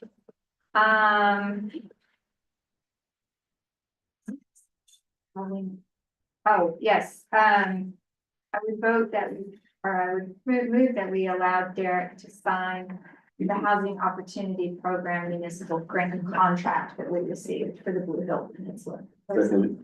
All in favor? Aye. And I would move that we allow Derek and Ina to proceed to apply for a grant with AARP for $24,460 for the library fund. Second. All there? I think that's everybody. Do you want to just authorize us at least in conceptual terms to go with CDS funds? Because I've been told already that may open up quickly and may close, and I don't know if that's gonna be a week, I don't know if it's 3 days, I'm not sure. Yep. I move that we open the opportunity to get the CDS funds. Whether we apply for them. Okay, all in favor? All right, that was it? So, Okay. Other business as required, this one back. This one from the later. did we have this one? No. Somebody left me that. We done, I left you that, but we done. Okay. Sam is not here. But the Castine Arts Association, Don, maybe you can feel this, would like to use the town dock area on July 28th for a flash in the pan concert from 7:30 p.m. to 9 p.m. They will notify the fire department and ask to close the lot between 2:30 and 10. That's earlier than typical, but I don't think it's 2:30. No, I think it's more like 4 or 5 o'clock because of this. 5 makes a lot. The guys need to come in and set up their cabana and all their. So Like- We can't close it at 2:30. no, we can't do it. I think it's So been it was- around. It was 4 last year. I think it was 4, Okay. I was around So, for that. okay. So, do we have a motion to allow CIA to do this? Yeah, we want to have another flash in the pan. It's a fun concert. Is there a second? Second. All right. All in favor? And we have a proposal from the Theater Iowa Company to present, well, actually, should I let you discuss it? Would you like- I'm happy to. Would you like to present what you would like to do? Yeah, thank Would you like to Select Board. introduce yourself? I'd be happy to. My name is Marvin Merritt. I was born and raised all the way over on Deer Isle. And I made the very, very cut. Exactly. So Georgia Zildjian, Castine resident, and I are proposing to bring an original site-specific theater production to the Castine community this summer in August. And we are here to request that the select board approve our use of Fort Madison as the venue for this project. And how long? 2 to 3 weeks, depending on, I had proposed that we would talk with Karen and Sue regarding, the availability of the space. They mentioned that occasionally there are weddings or other one-off events that utilize that space. But ideally, we would be able to find a window, in August, which is when we do these shows, that would allow us to have a continuous run of at least 2 weekends. And would you have built like I was at your event last year in Brooksville, but like, this is an open space, like. Exactly. So what do you intend to build or do or? And that is, every case is different. We, in our first year, were over at the settlement quarry in Stonington, which is a slightly larger space than this one. And we had a slightly more set. But we have also worked within the confines of you can't have any permanent structures here, and whatever you bring in must be able to be kind of packaged up at the end of the night. Yeah, please, Georgia. Just to clarify too, for the town, is that being there for that amount of time would not be blocking access to the public for that amount of time, like we don't intend to try to close the park, if that makes sense, because I heard a couple of like, when that timeframe was mentioned, is that rehearsals take place sometimes there, sometimes in other spaces, but. And anyone would be allowed to use the space during those rehearsals. That would in no way affect us. Would the show be presented each night during that time or only certain? Typically, we do like Thursday through Sunday or Friday through Sunday. Where this is a larger space, we would have the ability to probably just keep it to the weekends. Really, what kind of determines things, Roberta, is the parking capacity. I was just gonna ask, my concern was, parking, you know, and I would say that, you know, you'd have to arrange, for, you know, maybe you could rent Scarlet or, and, you know, have some people park in one of the public parking lots and bring people over, because parking will be an issue. Absolutely. And I was going to say, I've been in contact, thankfully Amy connected me with Rachel, who is the assistant to the interim president. And she was very generous in terms of confirming that whatever spaces, parking spaces they have open and available during that window of time, they'd be happy to work with the Iowa Theater Company. And they have a kind of large scale printer that they also said we could have access to help have proper signage for that. We have a list of many of the community businesses and organizations that we've been in contact with already. The list will grow, but the goal is for this to really have quite a positive community impact. Fortunately, we've seen that be the case in Stonington, in Brooklyn, and in Penobscot, as well as Brooksville. And so we'd love to be able to do that here. And what the busiest night of all your performances, how many people come, like a really successful? So when we were at the settlement quarry in Stonington, we did one weekend. Because we could, it was a massive space and we organized parking with 3 different businesses on Oceanville, as well as there's a private street that 3 businesses own separate from that all approved this.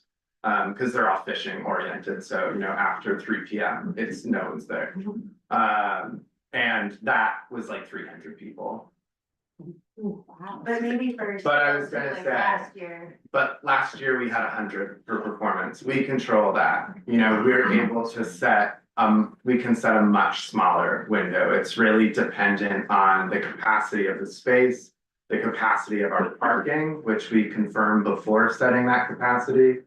And what is, you know, what the town or the person who's providing the venue is comfortable with, right? Yeah, Karen, did you have any comments? No, actually, I think it's a unique. No, I went to the performance at Dave's Folly Farm last year. It was really terrific. It was, you know, a really lovely crowd. I think it'll be great for Castine. That means a lot, Dan. Thank you. Yeah, I was just curious, like in our policy or when people will secure the use of Fort Madison, do we, and I guess I'm just getting familiar with it, but do we have any restrictions on, as Mark was saying, like permanent structures or something needing taken down or? We have, for example, when people have weddings there, I mean, we typically say that they need to, you know, they shouldn't, a day or 2 before the event. Right. You know, in this case, where it's gonna stretch out over a couple of weekends, I mean, I think if we just sort of know ahead of time, I would think that you guys could sort of, you know, and especially if it's gonna be for 2 weeks, I think that if people know that there's a known thing happening there, I think it would be fine for you guys to do that as opposed to, you know, sort of if it's a loose-ended thing. But like for weddings, you know, we've had some where we would love to have it where they get set up on Friday and then it comes down on Monday. Doesn't always happen. You know, sometimes they get set up Wednesday and they come down the following Wednesday. So do we have a motion? I move that we, since we're not approving the date or that we're approving a principle that, the Island Production Company can use for Madison in August for the performance. Details to be confirmed. With you, yes. Yes. Is that too vague? No, I think that's probably all we know right now. I think it's as far as we can go. Right, and we look forward to your return scary trip. Yes. All in favor? Aye. Great. Thank you very much. Yeah. You should like park cars on your lawn and charge like they do at the Bangor State Fair. You can make all kinds of money that is to get us there. Cord anywhere in this to my house, so I'm pretty excited. Like every wedding that happens over there. Well, you know, you could probably just sit on your porch and. I can sit on my porch. Thank you so much, thank you, very exciting. I really So, appreciate it. if I could ask, what are the next steps for Marvin and Joyce in the town? Like, do they need to, I assume you. I think, yeah, have Sue, dates. I know that Sue had actually talked with Marvin on the phone and she I said, spoke with her twice now. yeah, and I mean, you know, really, they kind of keep in touch with us. Same thing happens. I mean, Georgia, when she does her theater camps for, you know, in town hall, I mean, really, Georgia works with Sue and I, and we kind of just make sure that we can keep things organized and make sure that people are where they need to be, when they need to be. And if there's something that we're thinking you guys need to approve, we'll make sure that we bring it to you at a meeting. Thank you. Sounds great. All right. Okay. Okay, thank you for coming. And thank you. Pam. And Georgia does have both of our cell phone numbers too. Barb. Even Just- better.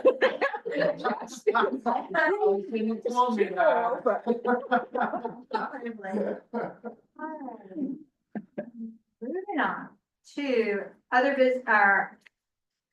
other business as required. I have no other business. Does anyone else have other business? No, all right. Communications, we do have a letter from Representative Golden, who responded to the select board, wrote a letter concerning the freezing of federal funding from Washington DC and how that was affecting our town. And he responded to our letter by asking us to keep in touch and that presently everything is in accordance and Congress is going to be doing what they can. There's that. And always your favorite time, acknowledge members of the public. Okay, does anybody have something? Josh? Hi, way back here. This question is for the board regarding a past board action, which was the letter that you guys wrote to the golf club. You test the soil. And then last week, you got a letter back from the golf club saying, from the president of the board saying that they were going, that he was going to ask the contractor.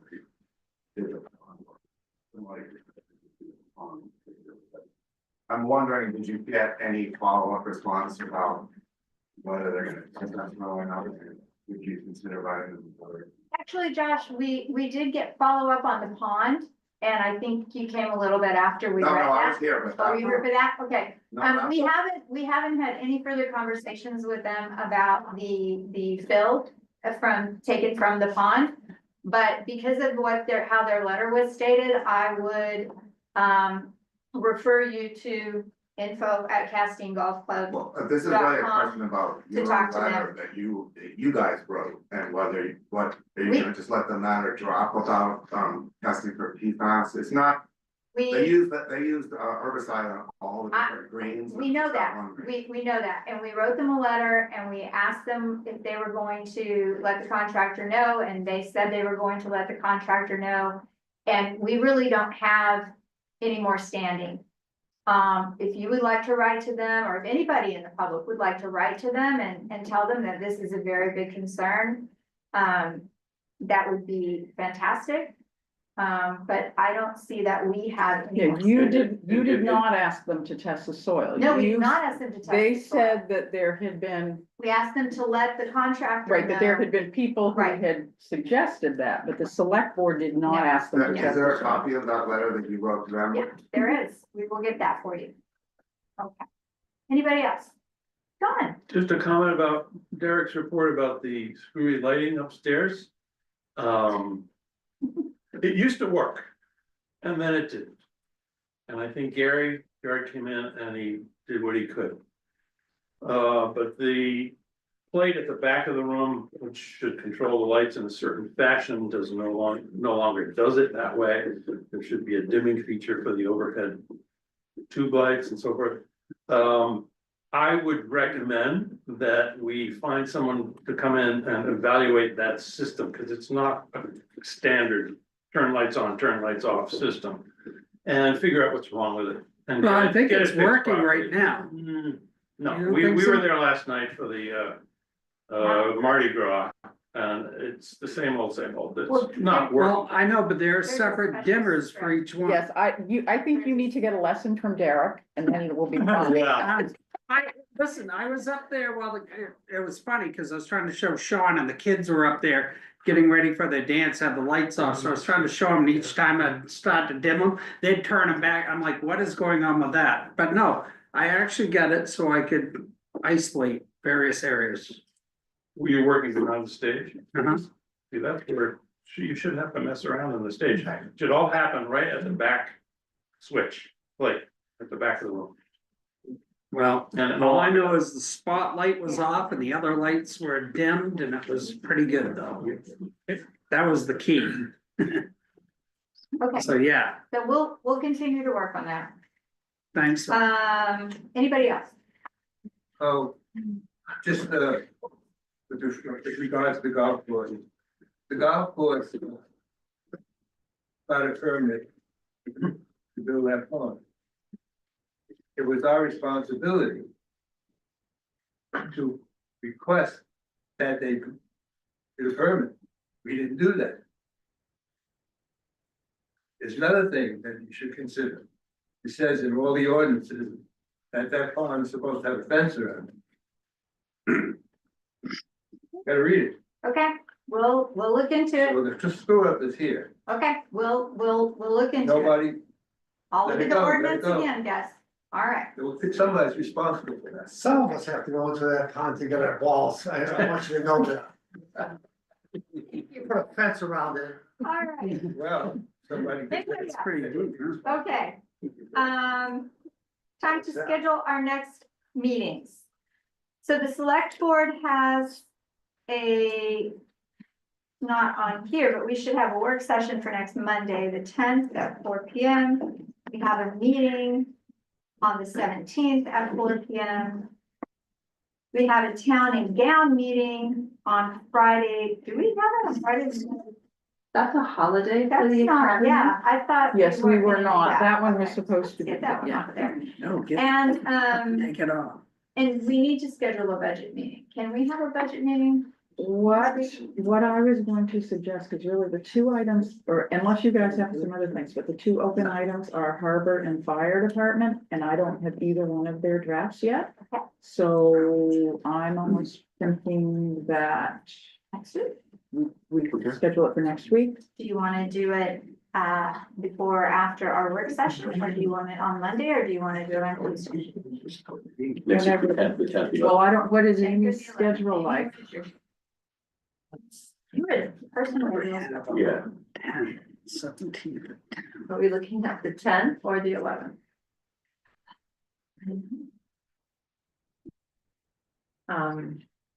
The 11.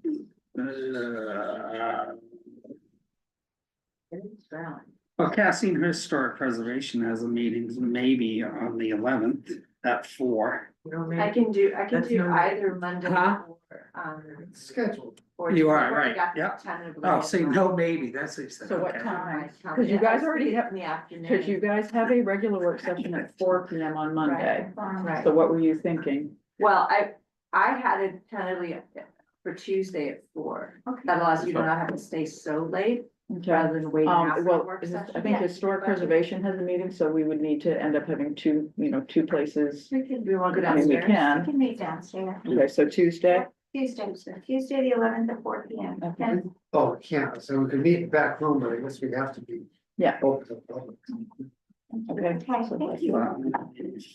So that is on the 11th Yep. Yeah. 4 p.m. and the 10th, Perfect.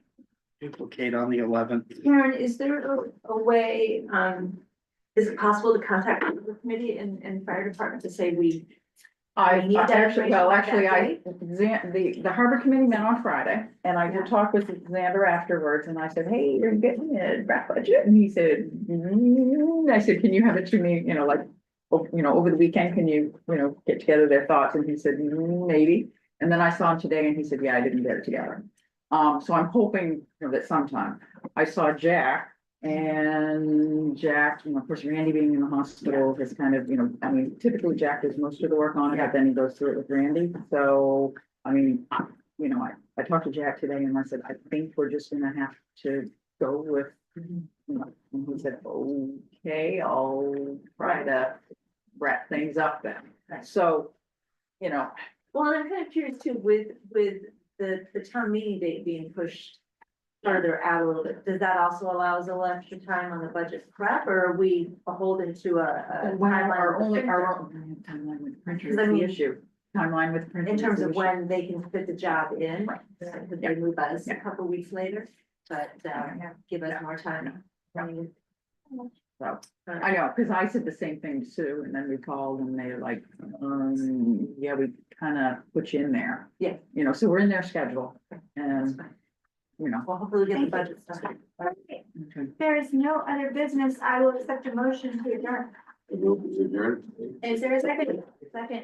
All in favor? And now we will move, Larry, even Larry voted. And we will move into a work I'm gonna session. have you guys sign everything. Let's take a couple minute Yeah. recess. Hang on, I've got all of these. Yeah.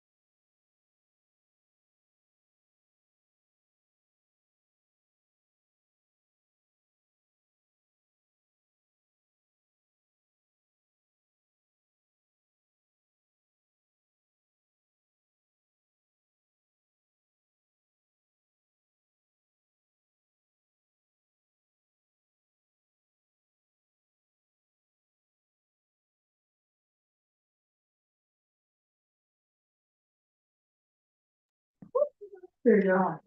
Okay.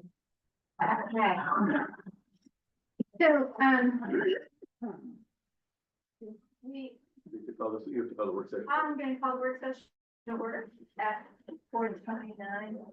Bye. 5:29. How many meetings is this today? I lost track. 4 meetings, we're Okay. at 4 meetings. Do you guys need snacks? You're up there, yeah. We On my need to third. start looking at dinner. You know, Derek, I think that should be in your job description.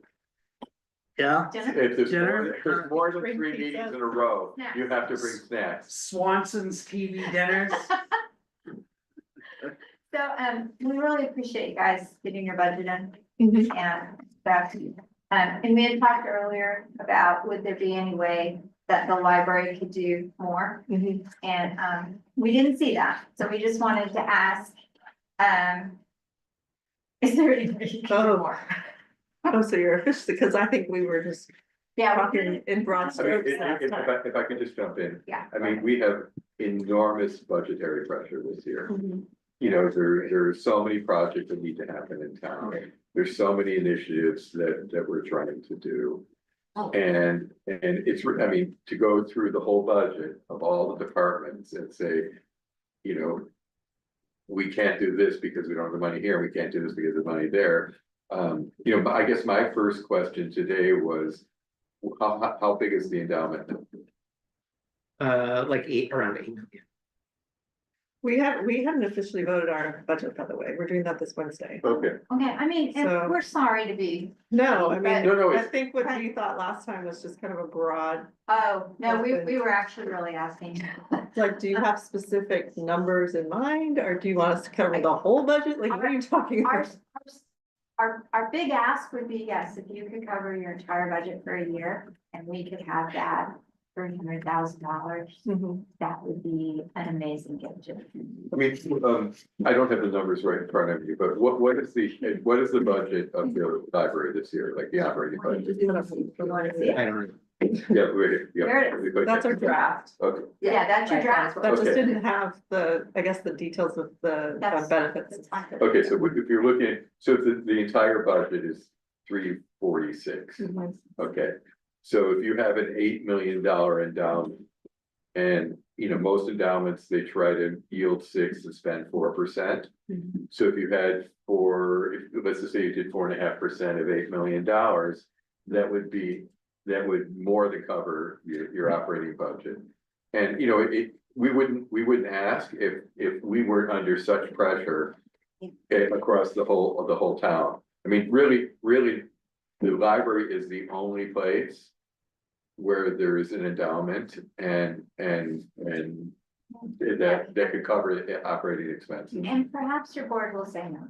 Yeah, we have to vote on it. And, Yeah. and perhaps your board will say, we can do 200,000, or we can do 150,000, or whatever. Anything you can do for the town would be a huge gift, and it would be. We will come clean your house. Can I ask a really quick question, because I don't come to anything Yeah. unless requested? How does the tax rate get set? I mean, obviously, there's 2 ways, right, for funds. The mill rate gets set, well, there's, I wish Karen were still there. There's, totally. there's assessment. Derek. I won't hold you to it. There's assessment. Yeah, sure.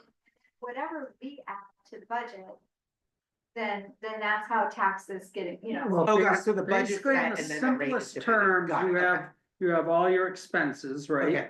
Then you have any of the revenues, whether Yeah. they come from interest, fees, whatever. And then you have taxes, right? So you Yeah. take the expenses, you subtract out the non-property tax revenues. Yeah. Right? And you get a figure, let's say, so you get a $4 million expenses total. You subtract out $1 million of non-property tax revenue, and then you get a figure there. That's divided into the total town valuation, and that's Oh, got it, the okay. amount per Totally thousand. makes sense. I'm just a totally uninformed No, no, no. member of the He's citizenry, good, right? so. But, so, I mean, and please know that we're doing other things. We're trying to raise revenues. We're asking the harbor committee to raise all of their fees.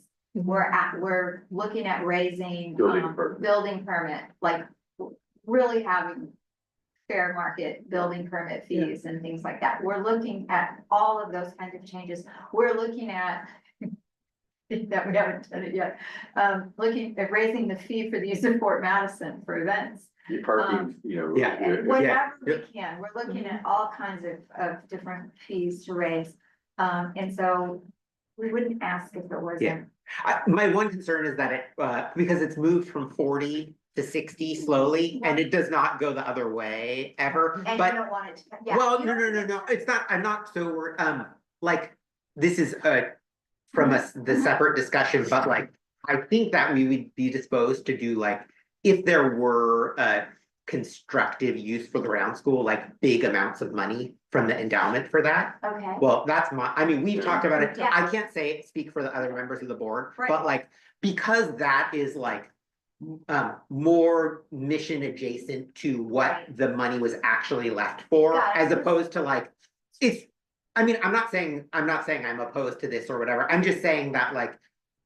If it went to 100% and that kept happening, that would probably preclude something like that. Right, And right, remember, and that makes sense. it just, I mean, I'm glad you brought up the round school, Yeah. so the round school is one of the.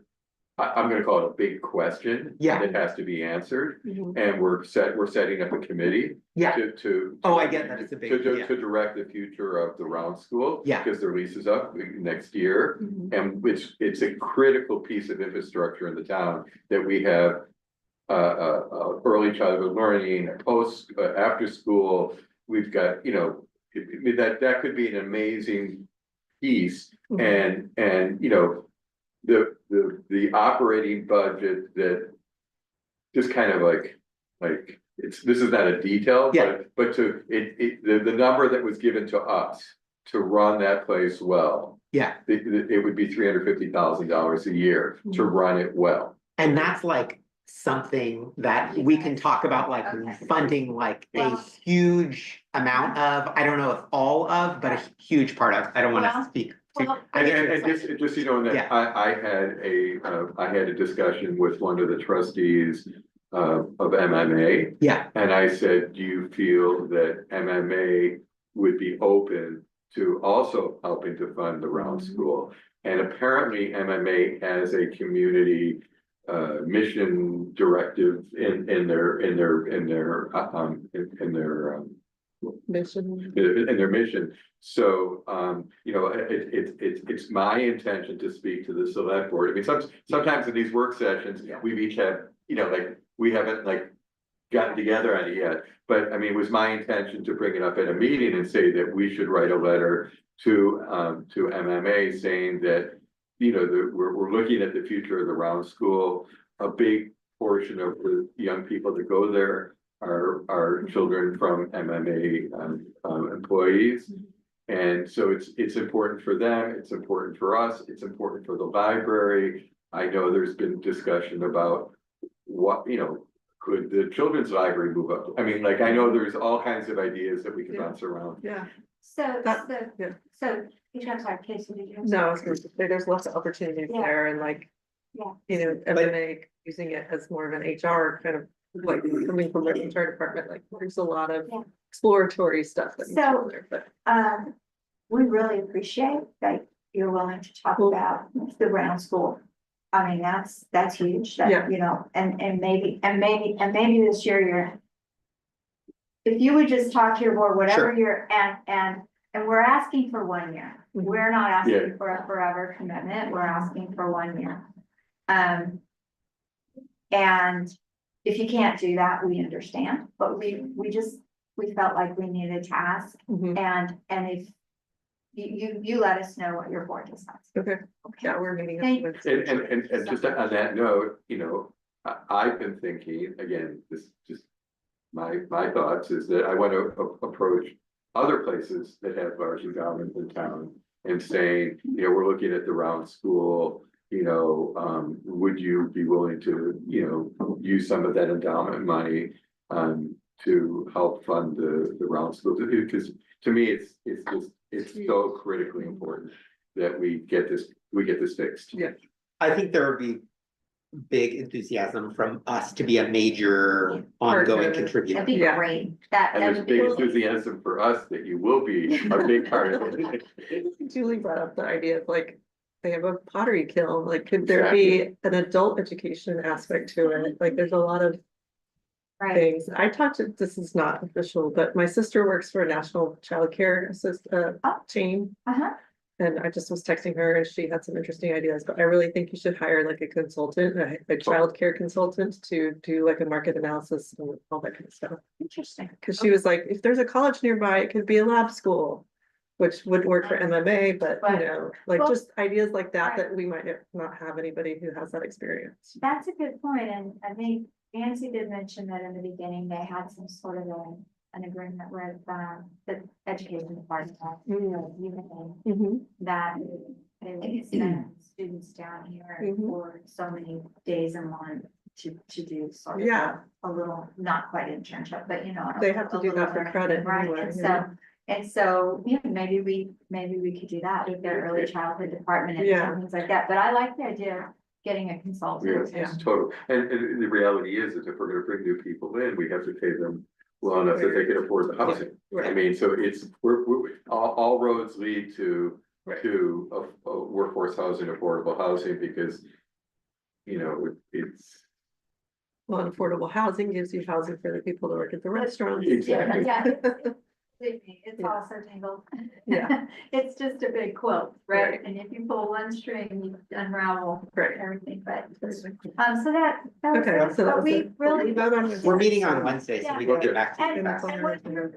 we be respectful, whatever your answer is, but we just appreciate you even considering it. Yeah, Thank you. and we really appreciate the enthusiasm for the law school. Yeah, super excited. My only thing, the reason, maybe I'm projecting mine, is that the reason I'm resistant to the 100% idea ongoing is that No. the spirit of the gift was for it to be sort of like library related. Yeah. And so really, for this time, it's funding other things, and I know there aren't specific instructions with it, but I don't wanna like somehow dishonor what Deborah Pulliam left to the library by continually doing things that are not for the library, not, you know, somehow related. But if You would be funding the library, and then you would be loosening up town funds to fund other things. But it's like, I mean, it's all like a dollar is a dollar. Let's just say we had an expanded children's library at the Round School. Yeah. So, and we were gonna have expanded out or whatever, so that money certainly fits under the umbrella of. No, I was not talking about the school, I was just talking about the bill this year, Yeah, we totally get it. Yeah, and we're not, you know, we're just trying to deal with a tough situation. And historically, I don't even know how it came up to be 50-50. Do we know? It's 60. It's 60, Now 40, 60, because Karen just asked we for added more for every more year, that's my You understanding. guys went. That was just that one, That year. 1 year, and now it's stuck. Now there, it's stuck right? at 60-40, but like originally, how did the library and the town decide 50-50? I think it was, I think you have to look back to when Bobby, were you here when that money was? Yeah. I was, but I don't remember what. I don't know how that worked out. Just- So yeah, here's- I just know it was a shocking surprise that. The lawyer reads the letter and says that there's all this money for the town. I will tell you, I'm sorry, I have nothing to do with this. If you read the letter, and I'm not disagreeing with you, funding the library operations, which is what's being talked about, was subsumed in that letter. So even if you paid 100%, you're totally consistent with the intention of the gift.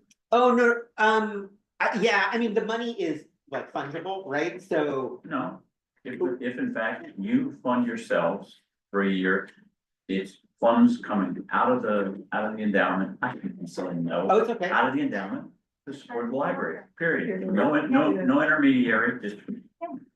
Yeah, I mean, it's. Yeah, but, and all that really does is loosen up other funds. Sure. For the town to use in a different way. But I see your point. I'm just curious. But you know, the other thing is, since the endowment has been managed so well, I'll be Karen tomorrow. you know. Well, it hasn't been spent at all. No, but it's also been managed well. I mean, if it started at 4 million and you're at 8 million. I mean, it's been handled responsibly. Yeah. A little too responsive, yeah. No, you guys are. Well, I mean, I think more should have been spent to help to do things over time.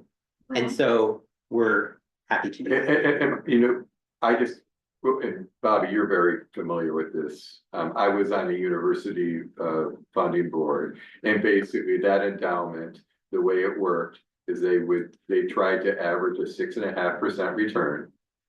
They were budgeted a 4.5% payout. The endowment continued to go up forever, okay? And they were funding really good stuff along the way, but they were very strict, you know, and if the market went down one year, they still only did the 4.5, they always spent the 4.5%. Because if you look at the market over 25 years, it averages, you know, it averages 6% over the course of many, many years. Yeah, and we don't have a strict, we have a sort of looser policy about percentages, but it's sort of like not to exceed 5%. Yeah. Well, that's fair. Yeah, definitely. Okay. Okay. Well, thank you both. Yep, thank you so much. We're sorry, but we appreciate it. And now we are going to move into executive session. And I don't have all the letters there. Hold on. MRS. Thank you, Bob. Yeah, I'll leave it. Oh, goodness, hold on. What is it, 406? I'm trying to think, 401, what is Maine? I'm used to 401, MRS 401. Imagine Hold on, if let you me had left look. it to the town and we had 8 million bucks, we'd be like. It's, An extra quarter, an extra 450. 405, 6. Okay, 4, 5, what? About Thanks, Bobby. 6. Hold on. That's, I gotta Thank you, look, it's a Bobby. different one. Are 6. you staying in here? Yeah. So. Oh. I'm trying not to get Application. 6A. Friday. Hold on, I know. I wanna make sure I get the right one.